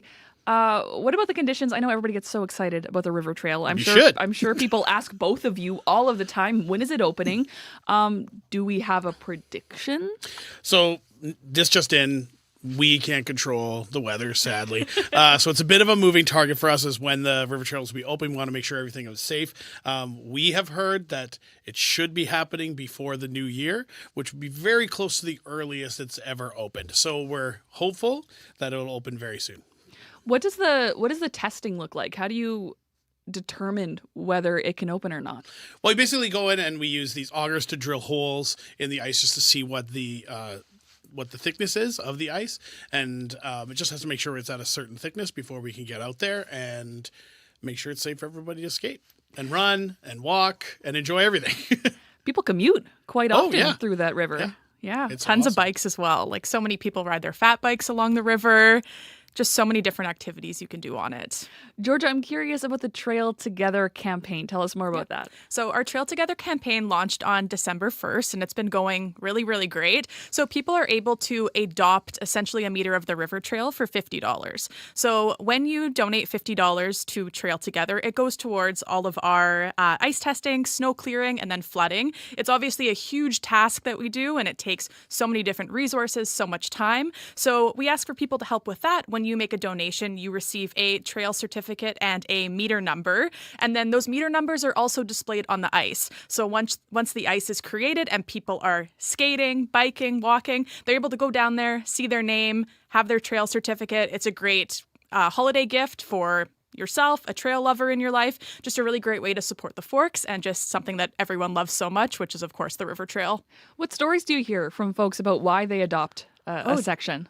People that, like, we have running groups that it's just so important to them. They run on the ice. They just want to support it. We've had people where obviously so many people come to the Forks. We had an engagement last year on the river trail. There's just so many different things that happen, and so many people have different stories of why they love it. And it's just a really great thing to bring people down. And of course, at the Forks, we love it so much as well. And the greatest thing, it also is the stage for our warming huts that will be coming later in January. Exactly. Have they been unveiled yet? We have unveiled them. Yeah, you can check them out all on our social media. And there's some really cool ones. And plus, we take some ones from past years and put them out there as well. Oh, I am so excited. I'm curious for both of you and your experiences at the Forks and the River Trail. What are you most looking forward to? Blair, I'll start with you. Well, I am ashamed to admit that I've actually never skated the river trail. What? And I have a background in skating, and so I got to buy some new skates, but I'm very excited to see the city from a completely different aspect in the winter. Of course, we can get out on the river in the summertime, but seeing the city from that aspect, I think is just going to be a whole beautiful way to experience Winnipeg and the Forks. And if I'm correct, you have a background in figure skating. I do, yes. So what sort of tricks are we going to see you doing out there on the river trail? If you have a time machine, there'd be more tricks, but we'll just try to be skate and enjoy, like everyone else is out there, enjoying it in a safe and happy way. Georgia, what are you most excited about? For me, I'm just so excited to make like a day of it. I really want to go down with my friends, grab a bite to eat, do some shopping, and then be able to go out on the river trail. I'm excited to be able to skate on it and then see everyone enjoying it as well. Lastly, the Forks is also preparing for New Year's Day. What are the plans there? Oh, it's gonna be great. It's as every year. It's an opportunity for like a family experience on New Year's Day. There's sometimes not a lot to do. We're gonna have a bunch of things. We're gonna have drag performances and live DJs, karaoke, face painting, skating lessons, yoga, fitness, Pilates, storytelling, oysters, everything. Oysters? Yeah. It's gonna be incredible. Also, it has a Y2K, late 90s, early 2000s theme. So all the entertainment is going to be in that genre, and we're encouraging people to dress up in those fashions, which are in fashion. They are. That is so good. Blair, Georgia, thank you both so much for joining us this morning. Thank you. Thanks. Blair Malistravich is the communications and marketing manager at the Forks. Georgia Sigurdsson manages the Trail Together campaign. That's the fundraiser that lets you adopt part of the trail. Hello, boys and girls. Santa here to remind you to call me to chat on December 24th on CBC Radio Noon. I will park my sled on the roof here, and let's hear how you're getting ready for Christmas. Santa is ready for any and all cookies, wants to sing Jingle Bells with you, and go over your wish list. Let's chat here on CBC Radio Noon on December 24th. Talk soon. You definitely want to call in that day. It is so much fun. I know from personal experience. It's one of my favorite days here. So in Winnipeg, you can call in 204-780-0893. Or if you can't make it, if you can't do the call in live, you can leave a voicemail, 204-788-3797. Well, as we've been talking about, blizzard conditions yesterday closed schools, postponed university exams, and shut down highways all over Manitoba. Snowplow operators were on the front lines working through the night into the day to clear roads. CBC's Alana Cole caught up with Ryan Hildebrandt while he was taking a break yesterday. He's a snowplow operator for the Whiteout Group, a private snow removal company in Winnipeg. When you heard there was a blizzard coming, I mean, you do this work. When you heard there was a blizzard coming, what were you thinking? I didn't expect it to be like this, especially this morning. Holy. Went out to my car. Next thing I know, I'm scraping off a couple millimeters of ice off my windows. It's probably the thickest I've ever seen it on the windshield. Okay, and so when you, how long ago did you start this morning actually doing snow clearing? Started at 6:30, went to a couple different sites, and ended up here. Lots of snow here, a couple feet, easily. So you've already been working for hours this morning? Oh yeah. And how long are you expecting to be working? At least 12 hours. Wow. And what's it like is this normal to see this much snow, do you think, or is this more than you normally see? More than I normally see, for sure. For sure, yeah. I mean, all year, pretty much nothing, and now all this out of nowhere. Okay. Anything else that you want to say about this morning, taking over for someone else? How many hours? How many crews are out? What kind of, anything like that you want to say about the weather? Everyone is out right now. There isn't a person who doesn't own a loader or a skid steer or a shovel who isn't out right now. It's honestly kind of crazy what's going on today. Last night, and wow, started off with rain, and then all of a sudden all the snow and wind coming out of nowhere, just piling up the drifts. It took me half an hour just to get out of my driveway. Oh my goodness, really? Yeah, had to shovel probably a 20-foot, 3-foot tall, and yeah, it's about the same everywhere else in the country. It's even worse. See, even professionals had a tough time getting out of their driveways yesterday. That was Ryan Hildebrandt, a private snowplow operator in Winnipeg. He was speaking with CBC's Alana Cole. Well, still to come. Okay, it's gonna go. Legs up, pencil, flag, diamond, crunch, lift. Now you guys are doing 4. That's breakdancing legend Flexum Lopez talking to students in class. It's all about training for the Youth Olympics. CBC's Jim Agapito will bring us that story. Stay tuned. Turning now to sports news with Scott Regehr. Good morning, Scott. Gotta admit, Chloe, I knew it was a sport, but I was kind of lost at pencil. I know. I'm trying to envision like what a pencil would be. If you're on YouTube, you can probably see me like a pencil dive kind of shape. Maybe? Yeah, maybe. We'll find out. I'm intrigued. Okay. Let's start with the CFL, where another Winnipeg native has signed on to stay with the Bombers. Right. Earlier this week, Chloe, it was Brady Oliveira inking a contract extension. And yesterday, it was a fellow Oak Park alum, Nick Dembski, doing that. The team announced he'll sign for another 2 years to stay on with the team through the 2027 season. Dembski has not spoken to the media yet since signing the deal, but judging from what he told reporters last month, this contract seemed like it was only a matter of time. I do expect change. It's probably pretty cliche to say, especially in the sport that we play and the business that we're in. But at the end of the day, I love it here. I don't want my situation to change. So I'll stick with that answer and we'll go from there. Despite missing a couple of games due to injury last season, Dembski still surpassed 1,000 receiving yards.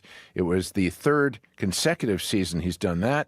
Dembski, Chloe, wasn't the only signing the Bombers made. There are multiple reports the team has hired Tommy Condell to be the new offensive coordinator. He has a prior relationship with Zach Collaros while the two were in Hamilton. So plenty of football news right before the holidays. Heading over to basketball, where there's lots going on and also away from the court.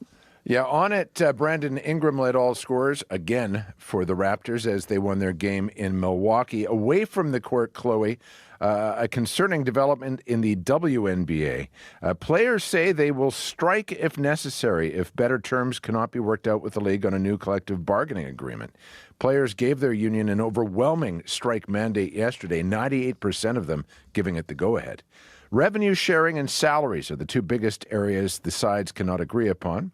Right now, minimum salaries in the league are around $66,000, and players want that up to around $250,000. As for revenue, WNBA players currently get less than 10% of what the league takes in, which compares poorly to the 50% of revenue NBA players receive. Hamilton native and current free agent Kia Nurse talked to TSN about it.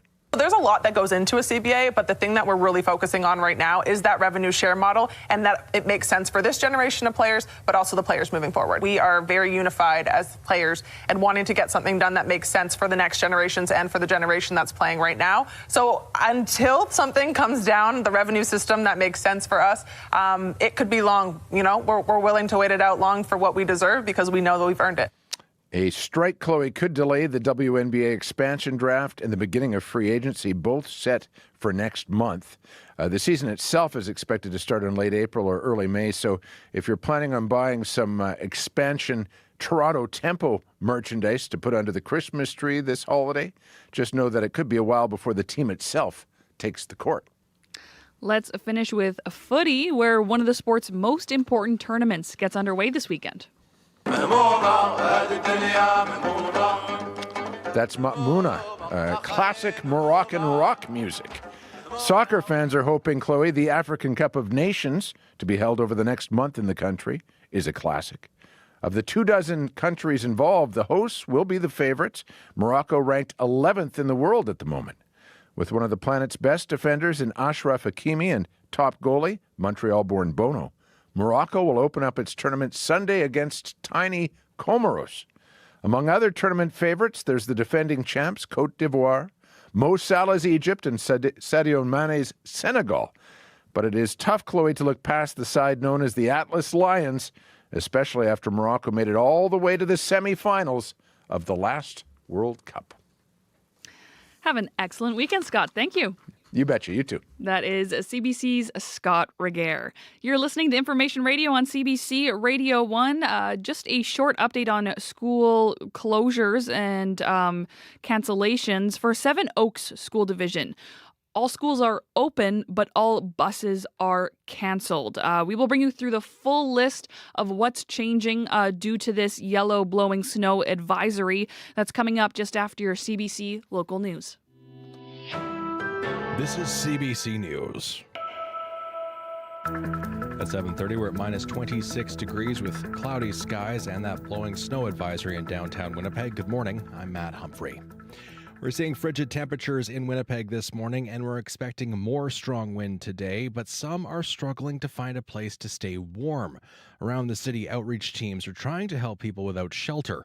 Vincent Lilly works with the Downtown Community Safety Partnership. He was part of 4 teams, helping people during yesterday's blizzard. One of our main focuses, obviously, on a day like this is that we want to try and do what we can to try and get them the support that they need into the shelters. You know, we go through the calling around to the shelters to see if we can get them in, and, you know, we do our best that we can do to get them in. Lilly says while they've been able to get some people inside, they haven't been able to guarantee a bed. As you've been hearing, Environment Canada says another Alberta clipper is moving in today. We're expecting strong winds and fresh snowfall. Yesterday's blizzard shut down major highways and some businesses, along with schools across Winnipeg for the first time in years. The Winnipeg School Division says today classrooms will be open again, and we just got word RRC Polytech's Winnipeg campuses will be open again today as well. A Hanukkah event in Winnipeg last night saw a beefed-up police presence. Officers were stationed at the menorah lighting ceremony at the Asper Jewish Community Campus. The ceremony follows a similar event at HSC this week, which was disrupted by someone's hateful tirade. And overseas, 15 people were killed at a Jewish festival this past weekend in Australia. Jeff Lieberman leads the Jewish Federation of Winnipeg. He says they took extra precautions yesterday to ensure everyone was safe. We've had some police protection throughout the year at our events, but it's really been stepped up since what happened in Australia. Lieberman says with the rise of anti-Semitism around the world, many Jews aren't feeling safe. A growing number of Manitoba's MRI machines now use artificial intelligence.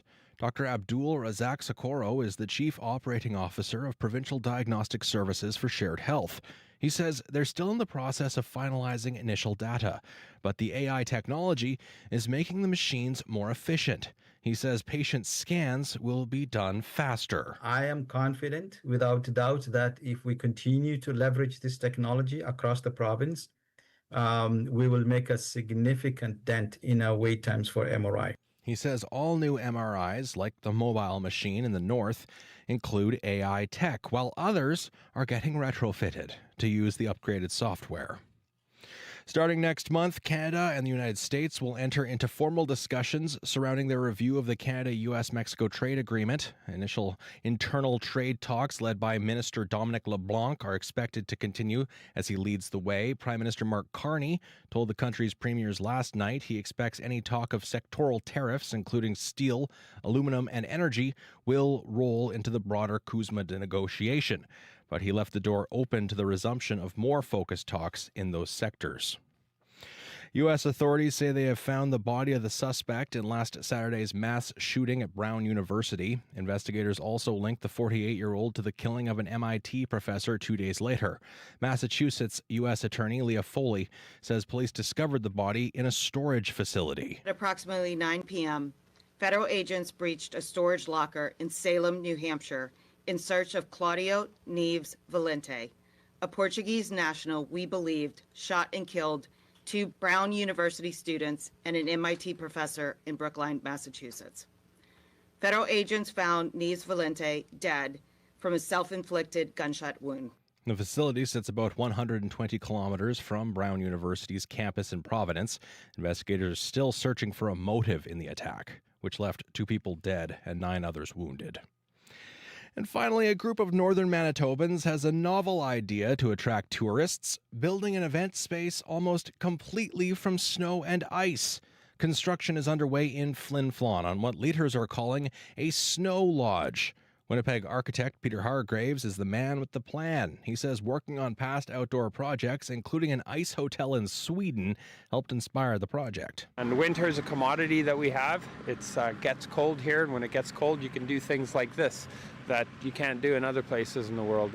And you can find out more about that story on our website, along with all the other stories at cbc.ca/Manitoba. You'll be able to find a full list of school closures there today as well. Thank you very much, Matt. Back soon. That is CBC's Matt Humphrey. Speaking of those closures, let's go through the list.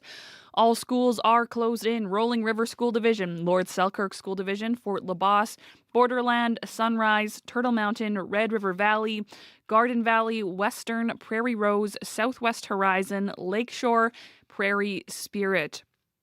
In the Division Scolaire Franco-Manitoban, the following schools are closed: Gabrielle Roy, Lagimodiere, Saint Joachim, Riel Berard, Saint Jean-Baptiste, Saint Agathe, Pointe de Chêne, Saint Georges, Aurel-le-Mois, Saint Lazare, Jour de Plaine. In the same division there, schools are open, but buses are cancelled for École La Source, École Régionale Notre-Dame, École Gilbert Rossette, and École Noël Richaud. In Brandon School Division, buses will not be operating outside of the city today. Alexander, O'Kelly, and Spring Valley schools are closed. All other schools will be open. Buses will be running within the city of Brandon, but attendance at schools is at parental discretion when travel is required. In the Seine River School Division, buses are canceled. There is no in-person learning for students. Staff are to not report to school, but it is still considered a workday for teachers and divisional staff. In Beautiful Plains School Division, buses are canceled, but all schools are still open. Similarly, in Seven Oaks School Division, all schools are open with all buses canceled. Lots going on out there. Abby Adiyemi.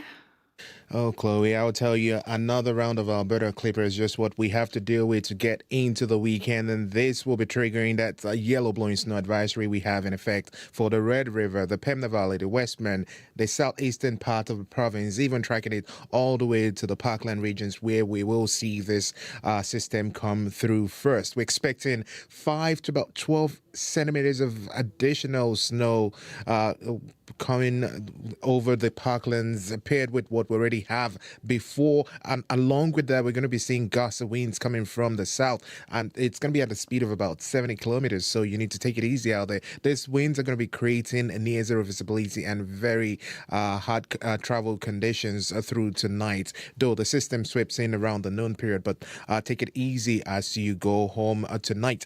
For Winnipeg right now, minus 25. We're heading to a high of minus 11, though the snow is going to be arriving around the noon period where those winds really get getting gusty, and we'll see wind. Our lows will be around minus 17 later tonight. That holds steady even into tomorrow morning. Similar conditions along the Pembina Valley region. We're seeing temperatures sit around minus 24 this time. Also snow sweeping through that region. Brandon minus 23 at this time. About 10 centimeters of snow coming your way. Dauphin, we're looking at a minus 24. The blowing snow starts early this morning, and then that holds steady till it sweeps to our parts of the province. For the Gimli area, we're looking at minus 27, climbing to minus 11 later. Snow and gusty winds also arrive around the midday period. And then for the powerful influence surrounding communities, light snow falling at this time, minus 23. You only warm up to minus 20 later. Thompson freezing at minus 31 at this time.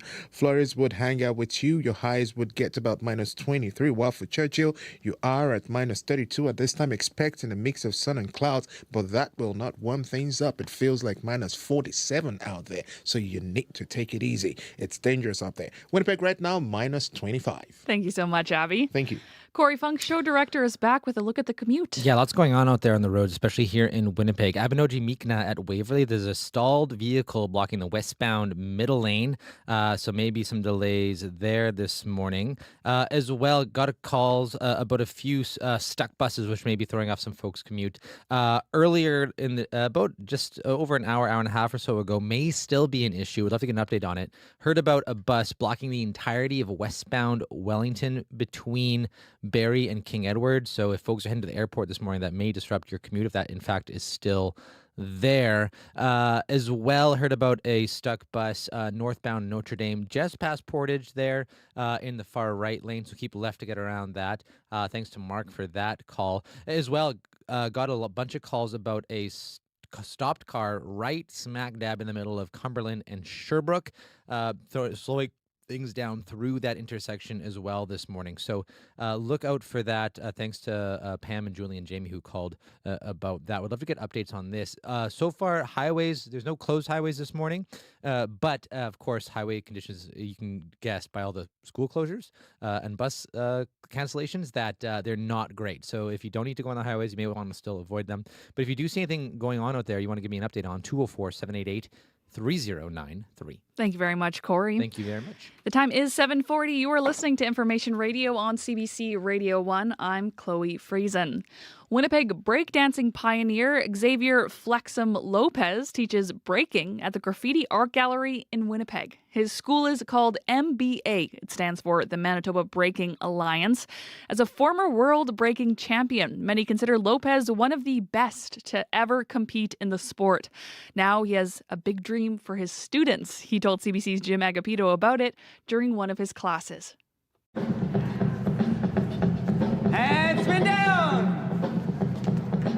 All right, everybody up, left ear down. My name is Xavier Lopez, aka B-Boy Flexum. I am the coach for our MBA Youth Olympic program. Lopez, a former breaking world champion and a member of the legendary Jabberwockies, started this program 2 years ago at the Graffiti Art Gallery in Winnipeg. Let's go. Show me that cool pose at the end. Swoop. Bing. Yeah, chicken nuggies. To breakdancers, he's considered an all-time great, and he wanted to share everything with the kids here. If there was given a chance, if there was something here to, everybody to grasp and, have access to, everybody would be able to thrive. There you go. 3, 2, 1, dance. That's where the Youth Olympic program comes in. Lopez has been training young breakdancers for the 2026 Youth Olympic Games in Senegal, where it's an official event. Breakers in the MBA program compete in 4 regional events to qualify for nationals. Now, how that program runs, you can place first, second, and third, and those would be the highest points. So we reward our winner based off points, and by that, the person with the most points goes to the national, which could be in Toronto, Montreal, Alberta, Vancouver, and hopefully one day, love to host one here in Winnipeg. The breakers here say it's about process, not just performance in the competition. Hi, what's your full name? Ada. And how old are you, Ada? 8. Well, you get to move a lot, spin. I love to spin. And you also get to jump. Jumping's fun. Yeah. Is this something you want to do for a while? Yeah. How long? Maybe for I want to go to Olympics to do it. You want? Yeah. Nico Kaleo Lopez. Okay, Nico, how old are you? 10. Okay, Nico, I know that you've been breaking for a while and you've won some stuff, correct? Yes. Tell me about what breakdancing has been like for you. It's been like something like it's been coursing through my veins. Like it's something about fun. Like once you go in a competition, you're not gonna win sometimes, but if you just practice enough, you'll win. Stella Rose Beluga Donjano, And how old are you? 9. What's it about doing breakdancing that's different that you like? Because I used to do gymnastics, and breakdancing does do some gymnastics, which I think is cool. There you go. Woo! 1, 2. That same leg goes twice. You don't push back. It goes 1, 2, 3, 4, 5, 6, 7. All right?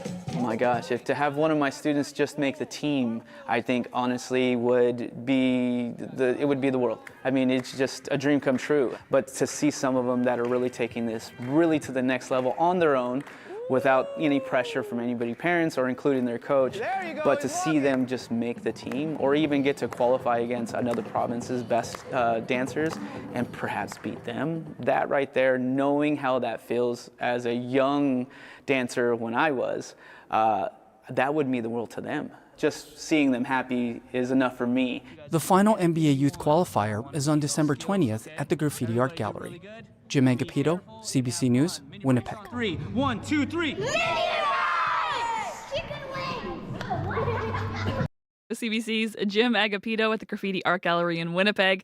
He was speaking with breakdancing pioneer Xavier Flexum Lopez. The NBA Youth Qualifier takes place this weekend. Best of luck to those kiddos. Corey Funk, you're here with a little update on the commute. Yeah, just got a call about that car on Cumberland and Sherbrooke right in the middle is now cleared, so no worries, Cumberland and Sherbrooke. But another update about the intersection of Route 90 and Selkirk. There was a light standard knocked down from a collision there, and now those lights are flashing red. And as you can imagine, that's just really backed up as people treat that as a four-way stop, both from Selkirk and Route 90 this morning. So very, very slow going.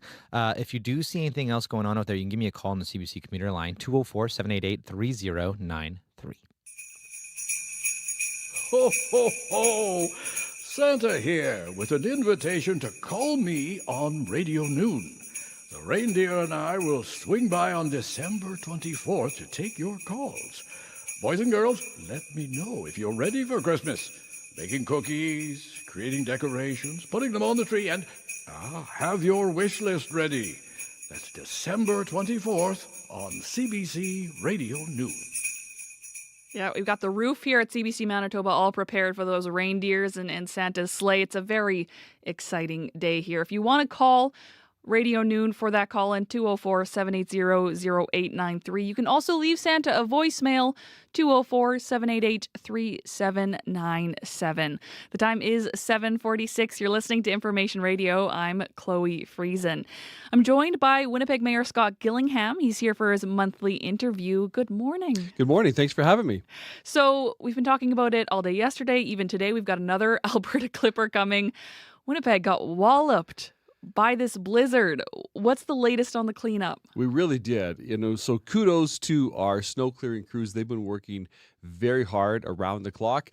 In fact, yesterday at 1 a.m. So when they were watching the forecast, knowing the snow was coming, they were, prepared with all the equipment ready to go.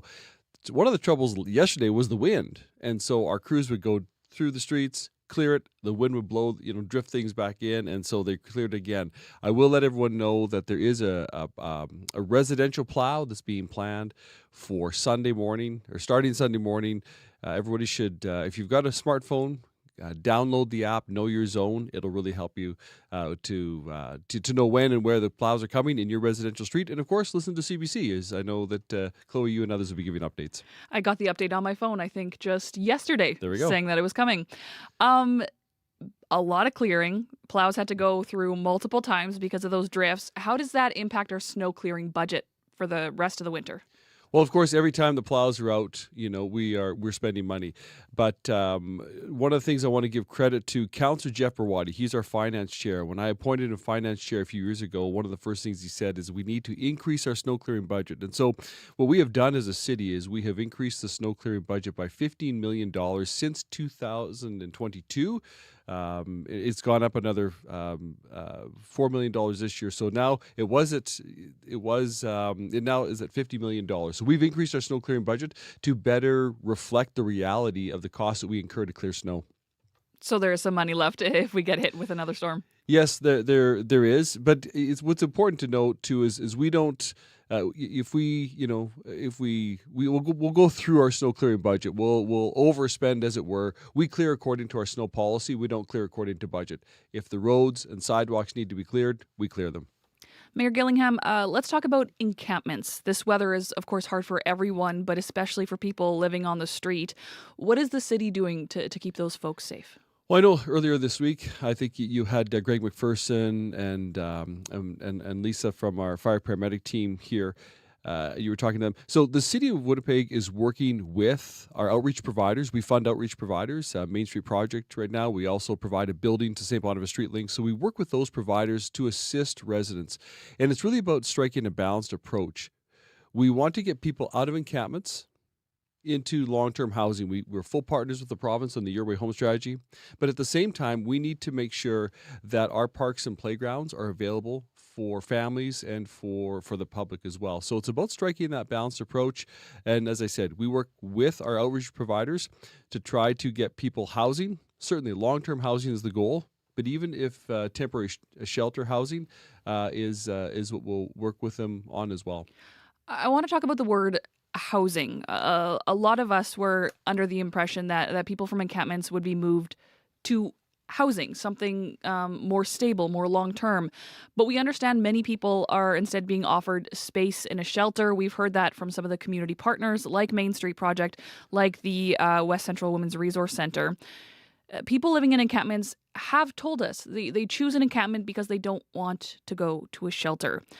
Why are we moving people from encampments if there isn't a non-shelter option on offer? So a couple things I think are important. First of all, it's the location of where these encampments are. So our new encampment policy and encampment protocols are targeted on parks and playgrounds, those spaces that really need to be available for the public and away from bridges, rail bridges. So we are working with our outreach partners to provide people shelter or housing ultimately, to get them out of those places. We don't move anybody unless we can provide and offer a housing of some sort, whether it's transitional housing, shelter, or supports. Also, I think it's all important to realize as well. I mean, look at the weather we had last night. When you've got people that are living in encampments in minus 30, minus 35 degrees, that is a tragedy waiting to happen. Many times people are using improvised heating systems in tents and in shelters. We've had our fire paramedic teams respond to fires in those places in previous years. We really need to get people out of encampments into housing. That's the goal ultimately with the wraparound supports. In the shelters as well, people can have access to some of the other services that are really needed. We want to connect people with the health services they need and the other social services they require as well. Is there enough housing? No. Out there? No, there's not. And that has been the challenge. You talk to anyone. I mean, the province is working really hard. We're working hard as a city. Our outreach providers are doing the best that they can with the limited housing, and that is the big problem. We don't have enough housing to get people into spaces. So we at the city, we're taking a compassionate approach. I want people to understand our teams are not going into encampments and grabbing people and forcing them off the property. We're not doing that. There's conversations that happen. We work through the outreach providers to get people transitioned from encampments into long-term housing is the ultimate goal, permanent housing, but if in the intervening time or in between time, if needed, into shelter spaces as well. Now, when our teams go into an encampment and talk about the fact that they're going to be moving this encampment, if an individual who's living there chooses on their own accord to get up and grab their things and go, they have the autonomy to do that, obviously. But we work on a compassionate approach. I have a question regarding that. I have a couple more questions on encampments, and then we'll Sure. move on to another topic here. If someone is, say, offered a shelter space, just in the interim, as you're saying, which they then leave only to go back to an encampment, what was the point of moving them in the first place? You mean if they go to another encampment? If they go to another encampment after they were removed. Yeah, that would be ultimately their choice. But when you talk to the province about the work that they have been doing with us, with the City of Winnipeg, and with the outreach providers, many people who receive housing stay in that housing, and we hear consistently that people want to move into housing. Now, for those few individuals who don't want housing, they just want to live, out in the community in a tent by a river, they'll find a way to do that, no doubt. But it's about a balanced approach. I think that's important. Recently, we had a report from our staff who've done cleanup of parks. Close to 7,000 needles were picked up in parks and playgrounds. Hundreds of weapons, hundreds of pieces of drug paraphernalia as well. We need to make sure that those spaces are available for the public. And so, as I said, it's about finding people housing, especially now in the cold weather, while also making sure our parks and playgrounds are available for our residents. Council voted yesterday to order city staff to report on whether a pilot project for a designated encampment site could work. The city calls it a, quote, managed encampment to housing site. We've heard that you support the idea. What role do you think something like that could play? Yeah, I certainly support the idea of looking, getting the information. I'm always will, if someone says, let's get more information on this thing or, this matter or the other, I'm usually open to finding the information. So we've asked our staff to get the information related to the concept of a managed encampment site. I look forward to hearing back from our staff on that. I think what would be important, though, is we would need the province to be a full partner in that. And I know that to their credit, the provincial government has worked very hard on the work at 190 Disraeli, where there's a whole suite of services that are going into that space as well. But we'll get the information back from our staff, and then we'll go from there. You're participating with the province's Your Way Home strategy. You've expressed frustration on this show with the lack of progress that we're seeing. What does that relationship between the city and the province look like in this moment? I think it's a really good relationship. Minister Smith, especially on the Your Way Home strategy, and then the Premier and I, we speak on a regular basis. We can call each other, text each other at any time as we're working together. I'm not going to speak for the provincial, leaders, but I think everybody would like to see progress faster. Moving more people out of encampments into permanent housing with the wraparound supports. We all want to see more housing available as soon as possible so that we can make more progress for the people that we're serving. And so we'll keep working together, and we'll continue to do our part as a city of Winnipeg. Let's talk about transit. Sure. Pass-ups are up significantly this year. We know between September and November compared to the same period last year. We know that you take the bus sometimes. I do take it sometimes, yeah. How satisfied are you with the new system? It was the right decision to go to the new system. I'm not happy with the number of adjustments we're having to make. But I know you had Bjorn Radstrom on the other day, and he and his team are, I think doing a good job in responding to the changes that need to be made. And I think that's the key message. Two things. The old system wasn't working. We forget quickly that the old system had a lot of complaints, a lot of pass-ups. We had routes that were meandering through the city. The new transit system, the new network is the right way to go, but we need to continue to make the adjustments, and we are. Just in this week's budget that we adopted, we're making more investment to more capacity in the morning rush hours, more late-night service. We'll look at routes. We've added another transit planner, so that we can identify the transfer points and where shelters need to be put in place and benches and everything. So we'll keep fixing the system. We'll keep adjusting the new system. We knew we'd have to make adjustments, and we're committed to doing that. Lastly, Mayor Gillingham, you're in your last year of your term as mayor. You plan to run in next year's election on October 28th. That's in 2026. What do you still want to accomplish as mayor before Election Day? Well, more progress on homelessness. For sure. We want to see more movement there. Continue to work on our public safety matters. We've made some progress. We want to continue to make the community safer and more housing. We have a lot of housing that we've approved. We'd like to see that built. And then finally, the big project I've talked about for so long, the North End Water Pollution Control Center, the North End Sewage Treatment Plant. We need to get the third phase funded, and that's my priority right now. Mayor Scott Gillingham, thank you. I know this is our last interview before the holidays, so happy holidays to you. Thank you. Merry Christmas, happy holidays to you, the entire team at CBC, and all the listeners. That is Scott Gillingham, Mayor of Winnipeg.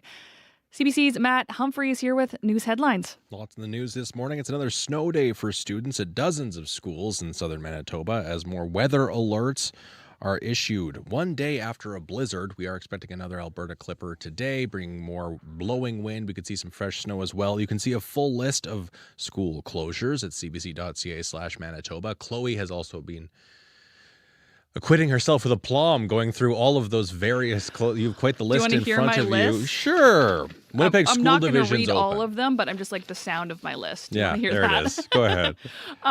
Yes, I will direct people right now to the website. Where next hour we'll bring you that full list here on the program. But thank you, Matt. But the Winnipeg School Division. Open. That is CBC's Matt Humphrey. Lots to come on Information Radio. Stay with us. We're going to hear some shoveling tips and tricks from an expert. There's a lot of snow out there. We're going to learn how to shovel it and protect our bodies at the same time. World Report is next.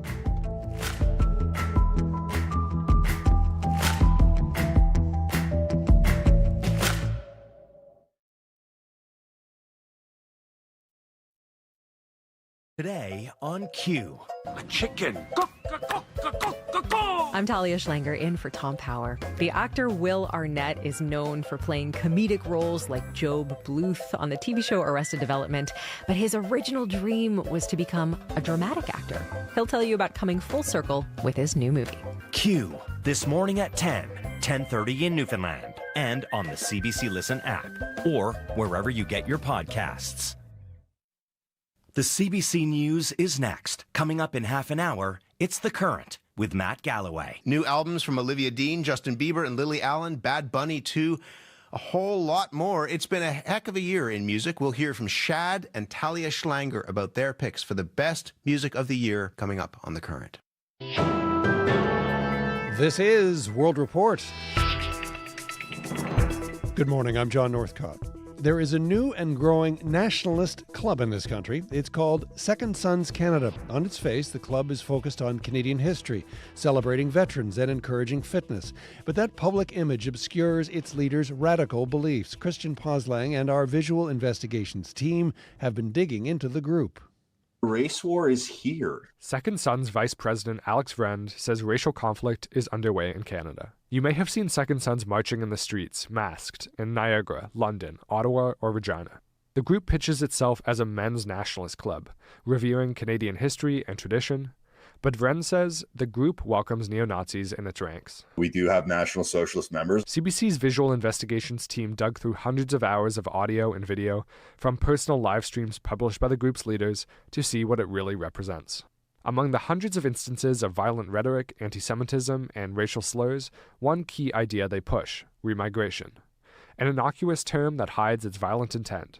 Here's Second Sons President Jeremy McKenzie. Get in the truck. You're going to the airport. Make me. Okay, bang. Anybody else? Stephen Ray is an analyst with the Institute for Strategic Dialogue. Remigration for Second Sons is a euphemism for ethnic cleansing. He warns that the group pushes narratives about tradition, history, and heritage to attract recruits. The intent behind that is to essentially create this big front door.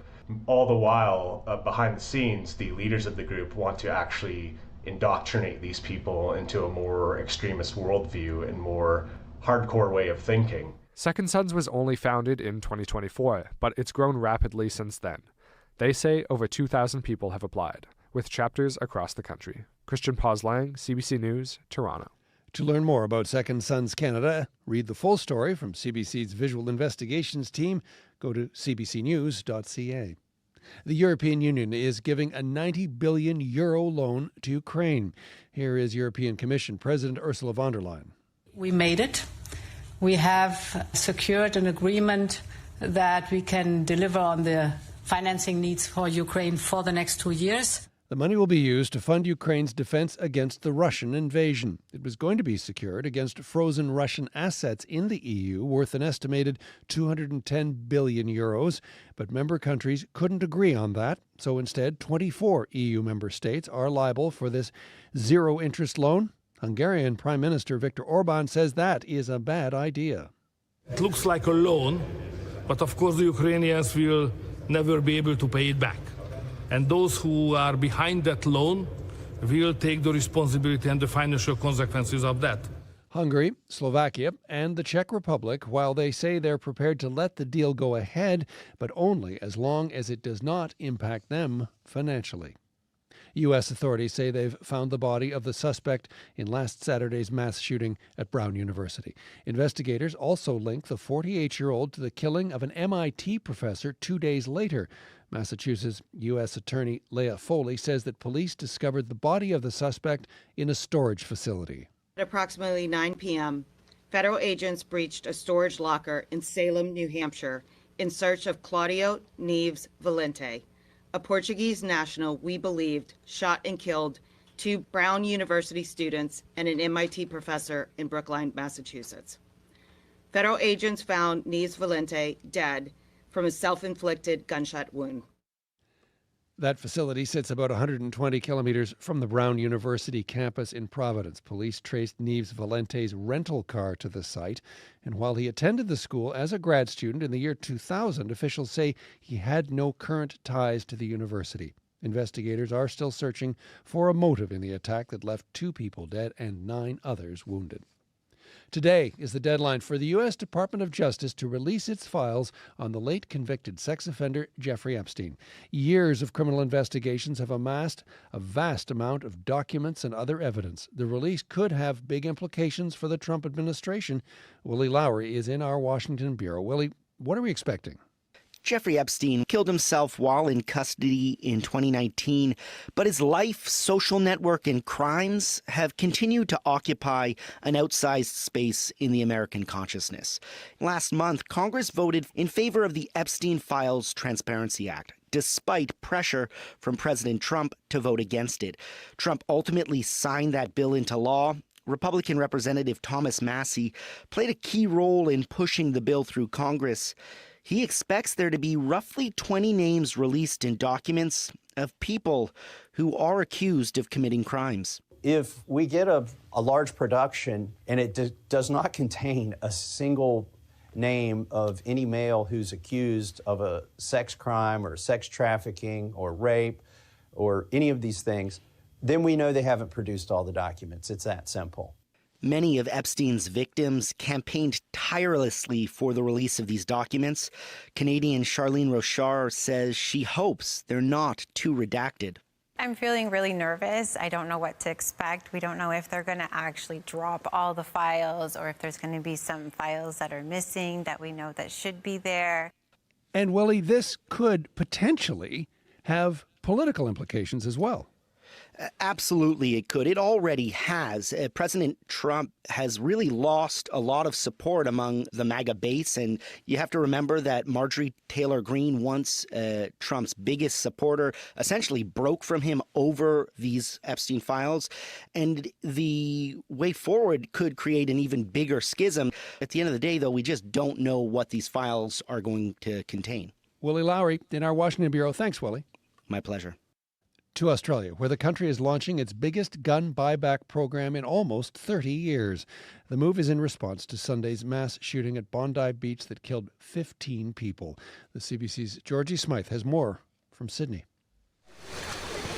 For decades, Australians believed their gun laws were strong enough to keep people safe, until 15 people were gunned down while celebrating Hanukkah on Bondi Beach.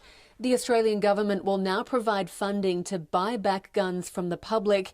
Here's Prime Minister Anthony Albanese on the plan. To purchase surplus, newly banned and illegal firearms The largest buyback since the Howard government initiated one in 1996. That buyback followed Australia's worst mass shooting where 35 people were gunned down at a tourist spot. It came to define Australia's ongoing taboo treatment of guns.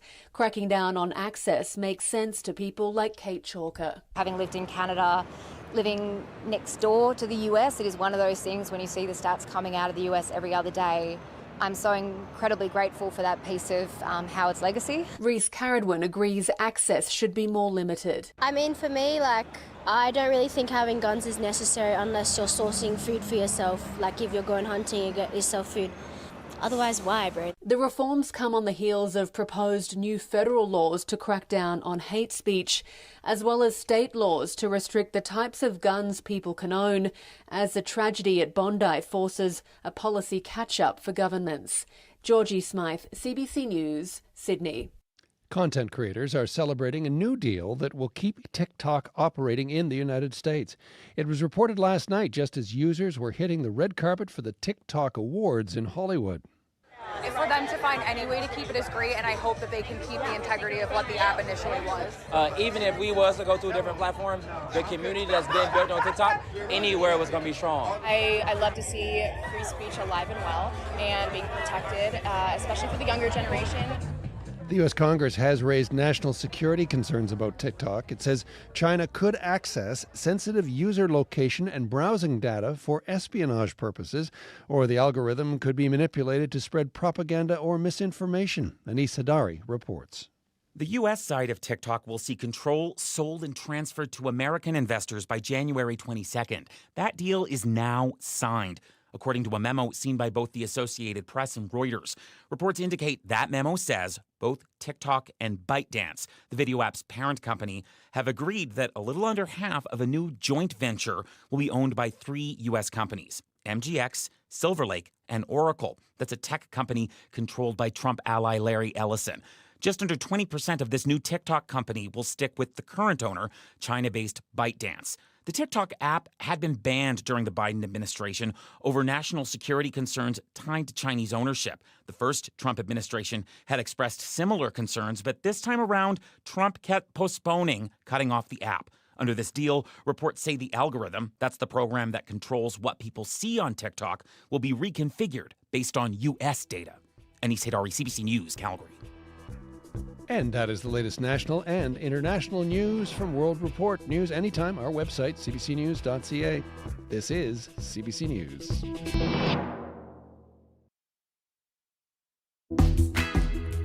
Good morning, Manitoba, and happy Friday. I'm Chloe Friesen, filling in for Marcy Marcusa. You're listening to Information Radio on CBC Radio 1. 89.3 FM, 990 AM on our YouTube live stream or anywhere on your CBC Listen app. Still to come on the show, we'll meet 2 Winnipeggers who decided not to let yesterday's blizzard get in the way of their daily errands. We'll hear from them soon.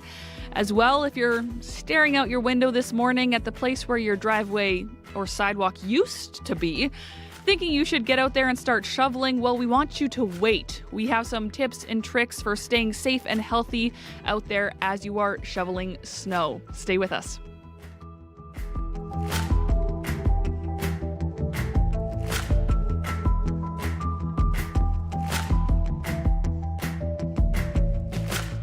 CBC's Matt Humphrey is here with news headlines. Good morning. This morning we're hearing from people trying to keep everyone warm as we deal with severe weather. Yesterday's blizzard brought wind gusts of up to 90 kilometers an hour, and community organizers around Winnipeg say shelter spaces are filling up fast. Siloam Mission says its pop-up has been over capacity since winter began, and today we're told another weather system will move in, bringing more very strong winds, especially around noon. We're seeing strong winds from the southeast, and we could see fresh snow as well. Not as much as we saw yesterday, but we could see fresh snow as well. Also in the news, a growing number of Manitoba's MRI machines now use artificial intelligence, with a plan to bring even more online by spring. We'll hear the latest at 8:30. Thank you very much, Matt. Back soon. That is CBC's Matt Humphrey. And our show technician, Abby, will be here shortly with a look at your full weather forecast with those updates about that blowing snow advisory. But I'm going to read this list of school closures, bus cancellations, and other details one last time here. If you miss any of it, you can head to our website, cbc.ca/Manitoba. That list will kind of live there throughout the day. Starting with all schools closed in Rolling River School Division, Lord Selkirk, Fort LaBosse, Borderland, Sunrise, Turtle Mountain, Red River Valley, Garden Valley, Western, Prairie Rose, Southwest Horizon, Lakeshore, and Prairie Spirit School Divisions. In the Division Scolaire Franco-Manitoban, the following schools are closed: Gabriel Roy, Lagimodiere, St. Joachim, Riel Berard, St. Jean-Baptiste, St. Agathe, Pointe-de-Chêne, St. George, Aurel-le-Mois, St. Lazare, Jour-de-Plaine, and in the same division, schools are open, but buses are cancelled for École La Source, École Régionale Notre-Dame, École Gilbert Rosset, and École Noël Richaud. Along with those closures, we're seeing some buses not running today. That's in the Brandon School Division. Buses not operating outside of the city in Brandon today. Alexander, O'Kelly, and Spring Valley schools are closed, and all other schools in Brandon will be open. Buses are, however, running within the city of Brandon. In the Seine River School Division, buses are canceled. There is no in-person learning for students. Staff are not to report to the school, but it is still considered a workday for teachers and divisional staff. Buses are canceled in Beautiful Plains School Division, but all schools are still open. And in Seven Oaks School Division, all buses are also canceled, but schools are open.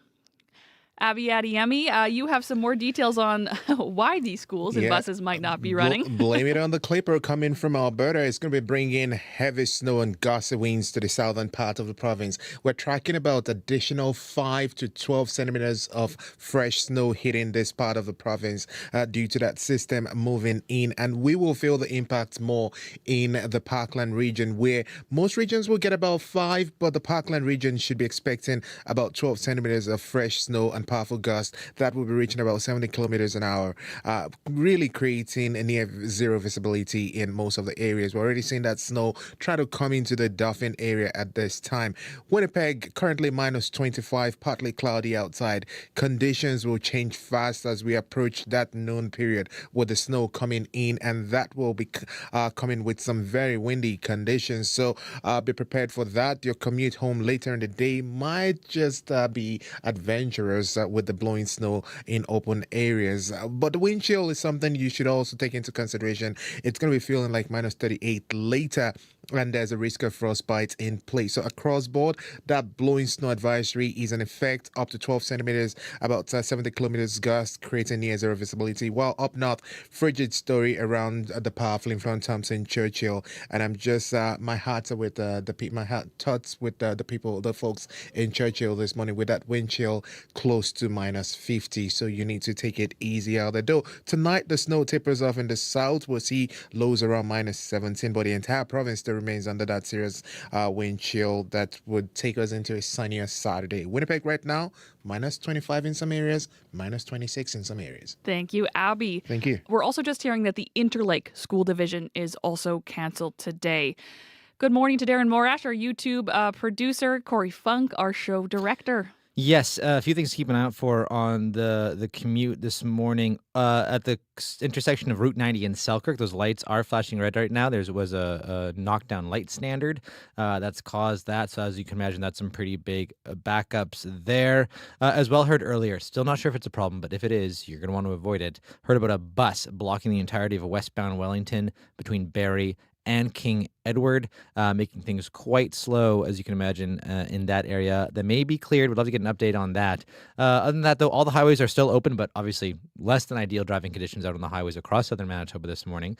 But if you do want to give me an update on what you're seeing out there, give me a call, 204-788-3093.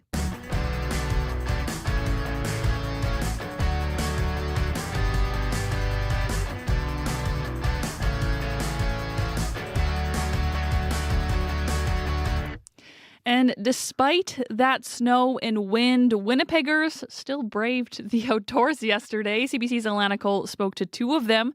For Rose Cito and Leslie Hankey, it was motivated by a little Christmas spirit. How are you feeling today with this weather? You brave it. We're braving it. or you're really foolish. But I feel sorry for the people that don't have that choice. They just go. Get in their car, do the best, trying to see the visibility, and carry on. Yeah. Because they have to. And so you guys are taking the bus. How long have you been waiting? No, just a couple of minutes. 5 minutes. Okay. Not So very long. And where are you heading? Pole Park. Pole Park? Yeah. So what made you think today's a good day to bus to the mall? She wants to go and pick up something for her friend. We have a friend and we want to go and do her a favor. I'll go and get her parcel that she says is sitting there waiting for her. So you're going to Polo Park Just to pick up her parcel. Someone else's parcel. Well, that's the only thing you can do for Christmas. I can't give her anything. So you're doing this favor for her. Just an hour or two and get the bus and go and then get back. That's really nice. That's just Christmas. That's Christmas. Wow. And I went with her because she asked me, so I'm going with her. She says she's come with me, so that's good. If not, So you guys are going, so I guess she has something that she needs at the post office, but she couldn't go on her own? yeah. Exactly. Yeah. Okay. Yeah. And what made you decide today's the day? Because she needs it. She said any day, but you know what? I think that if something is in my mind I need to do today, I need to do today. You're going to wait for sunny weather that may or may not come. So you guys are really true Winnipeggers. It's cold, it's windy, it's snowing, but that doesn't stop you. Sure. I was born under the sun, but this is fine. I'm in Manitoba. We're still together. That's okay. Okay, so you guys are going to brave it together. We are. Any message out to people about how to kind of brave it and how to get out and do stuff even when the weather's like this? Ask the Manitoban. You just do it if you have to, right? She got her boots on, she got us. There's nothing else. If they want to stay home, they stay home. If they go, they go. Okay. Right? You're all layered up? Yes. All right, sounds good. Thank you so much, ladies. So matter of fact, you just do it. Love that story. That was CBC's Alana Cole speaking to two Winnipeggers who braved the cold weather yesterday to pick up a friend's package from Polo Park. Hello, boys and girls. Santa here to remind you to call me to chat on December 24th on CBC Radio Noon. I will park my sled on the roof here, and let's hear how you're getting ready for Christmas. Santa is ready for any and all cookies, wants to sing Jingle Bells with you and go over your wish list. Let's chat here on CBC Radio Noon on December 24th. Talk soon. You want to write down these numbers for Christmas Eve? You can call Santa on December 24th on Radio Noon at 204-780-0893, or you can leave a voicemail on the listener line 204-788-3797. The time is 8:20. You are listening to Information Radio. Well, forget barbells. This winter's biggest weight comes from the snow shovel, and you may not even know it. Heavy lifting and throwing snow can strain muscles and raise heart rates to dangerous levels. So, what's the best way to stay safe while you shovel? Here with advice is Glenn Bergeron. He's a professor and athletic therapist in kinesiology and applied health at the University of Winnipeg. Good morning, Glenn. Oh, we can't seem to hear you, but Glenn will join us shortly. Oh, good morning. Sorry. I think I'd know about unmuting. Oh, you know what? Good morning, Chloe. Good Thanks morning. We all struggle with it sometimes. Glenn, have you been out to shovel quite yet? I did. I went out yesterday afternoon after the wind stopped blowing and did my shoveling. So before we get into the right way to shovel, I'm curious, what about shoveling could make it hazardous? It is. It can very well be. In fact, some of the studies have shown that after a snowstorm, that the incidence of heart attacks increase of 16% in men having to go to hospital. And in fact, even there's actually a 34% increase of those people dying from heart attacks. So is that from the increased heart rate, or why does that occur? it is. It's from increased heart rate suddenly, when you're not used to doing that activity, and it really is a kind of a sudden onset. Within 2 minutes of doing shoveling, your heart rate will reach 85% of its training maximum, which is something that we would, as athletes, when we train athletes, we bring them up to that level on a progressive nature. So it is something to be very much aware of. That seems surprising to a lot of Winnipeggers and Manitobans specifically, because shoveling is just something that's part of our winters. What else do you find that people find surprising about snow shoveling and doing it safely? Well, there certainly is the cardiovascular risk to it. There's also the musculoskeletal or muscle risks as well of the lifting and things like that. Shoveling is not really an activity that we do on a regular basis, and it's typically ergonomically we don't do it very well. We usually don't talk. We talk about not bending from the back and usually bending from the hips and using your legs, and oftentimes that doesn't happen when you're shoveling. And then when you add in the fact that you're actually picking up a load that's actually far away from your system, there's a lever system that happens. It actually increases the weight of that snow. The relative weight of that snow when you're trying to throw it, and then you throw it, and you also tend to rotate your back. All of those things, those factors come in to kind of provide like a perfect storm for back injuries if you're not prepared. How do we get prepared to shovel snow? How do you properly and safely do that chore? Yeah, well, I think it's just like any other athletic event, really. We, first of all, make sure that you're going to be working within your tolerable levels in terms of intensity and repetition and duration, so that you're prepared physically to do that. And then you also want to move into that activity in a very progressive fashion. So doing some warm-up, even for warm-up in the house, making sure you do some bend down and touch your toes as much, as far as you can to touch your toes. Do that 3, 4, 5 times. Go back and extend your back as far as you can go, again, 3 to 5 times. Rotating to side will be good, and side bending side to side those are all things that are really good for increasing the flexibility of your back and your hips. Then when you're going to go out, make sure that you're not attacking the storm. You're addressing the storm. So, our athletes will all warm up and progressively get used to the activity and move towards where they're doing the maximum load. And also all of our athletes will listen to their bodies. They're very much in tune with their bodies, so they understand when it's time to ease back, take a break. So the same thing with snow, when you're shoveling the snow, do it in small little bursts. If you're going to shovel 3, 4 shovelfuls, stop for a few seconds, maybe 30 seconds, have a look, take some pride in what you've done, but do it in progressive ways and be very, very conscious of your level of fatigue. And we're all tend to come in and say, okay, I'm going to get this done. I've got to get it done. I don't like what I'm doing, but I'm going to get it done, get it over with. But we have to be very, very careful about moving it and doing this in a very thought out and progressive way, and listen to your body. Glenn, really appreciate your time and this advice this morning. Thank you. You're welcome. Thanks very much for having me. Glenn Bergeron is a professor and athletic therapist in the Faculty of Kinesiology and Applied Health at the University of Winnipeg. Some very timely advice for all this snow that we're seeing, and more is expected. Well, the weather's bad when Winnipeg declares a snow day. The blizzard that hit southern Manitoba left many schools, businesses, and roads closed for the day. So what has it been like for the companies cleaning up Mother Nature's snowy mess in Winnipeg? CBC's Jim Agapito met with a front-end loader operator who is busy clearing the parking lot at the Best Western Hotel near the airport.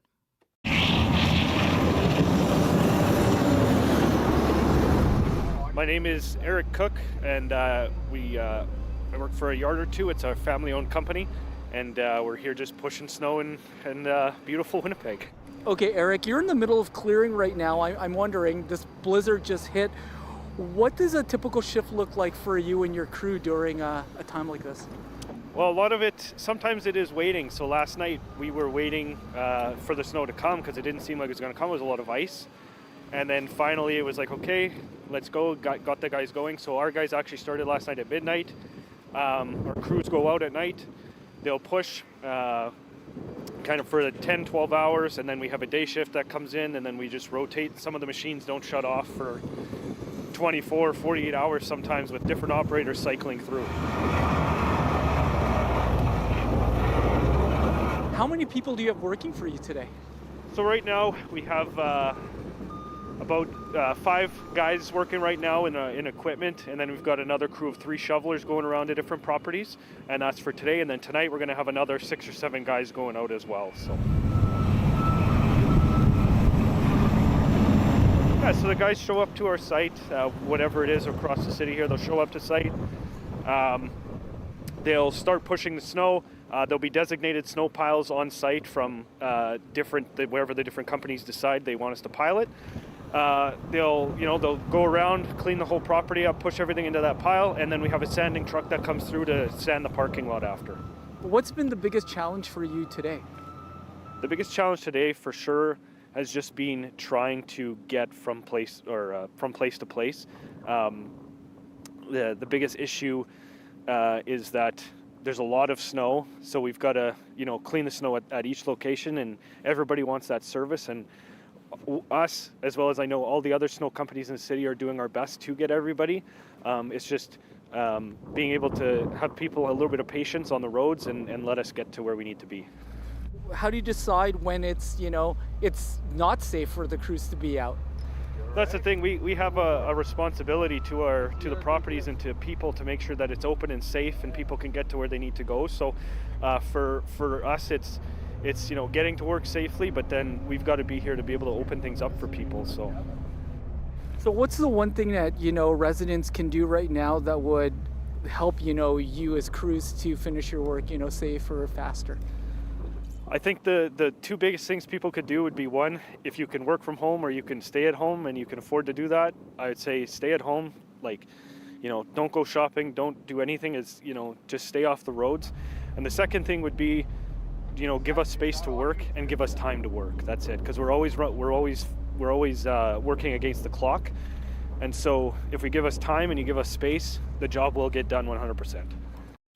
That was CBC's Jim Agapito speaking with Eric Cook of A Yard or Two. They're a local snow removal company here in Winnipeg. Radio Noon host Marjorie Dowhouse joins me now for a little preview of Radio Noon and the call-in. Hello. Hi, Chloe. Well, we're in the midst of holiday party season. Some of you have probably already started attending your holiday parties. Well, today on the call-in, we're going to talk about party etiquette. What do you do if it's a potluck? What about if it's a work or office Christmas party? So we're asking you to call in and share your holiday party stories with us on Radio Noon. And let's talk about party etiquette. Here's my question. Okay. How early is too early to go home? Oh. I love going to bed early. That's my favorite part of winter. I like to be cozy at home, but I still want to do the party things, right? Like I want to see my people, but I want to make a good gracious exit. How long is the right amount of time to stay? Well, that's a good question. And we'll ask our party etiquette expert coming up on the show today at 12:30. Thank you, Marge. Thanks, Chloe. It's time for your CBC local news. This is CBC News. At 8:30, we're at minus 26 degrees with a blowing snow advisory in downtown Winnipeg. Good morning, I'm Matt Humphrey. As much of Manitoba deals with the aftermath of a blizzard, some are struggling to find a place to stay warm. Community organizations have been trying to help, but say shelter spaces are filling up. David Mendel was without a home last winter and knows what it's like. He would like to see the city do more to help people in these situations. I would say there's very little out there. There's you have facilities, but not nearly enough. It's more of a Band-Aid type of approach that they're using. Winnipeg has 2 overnight warming spaces.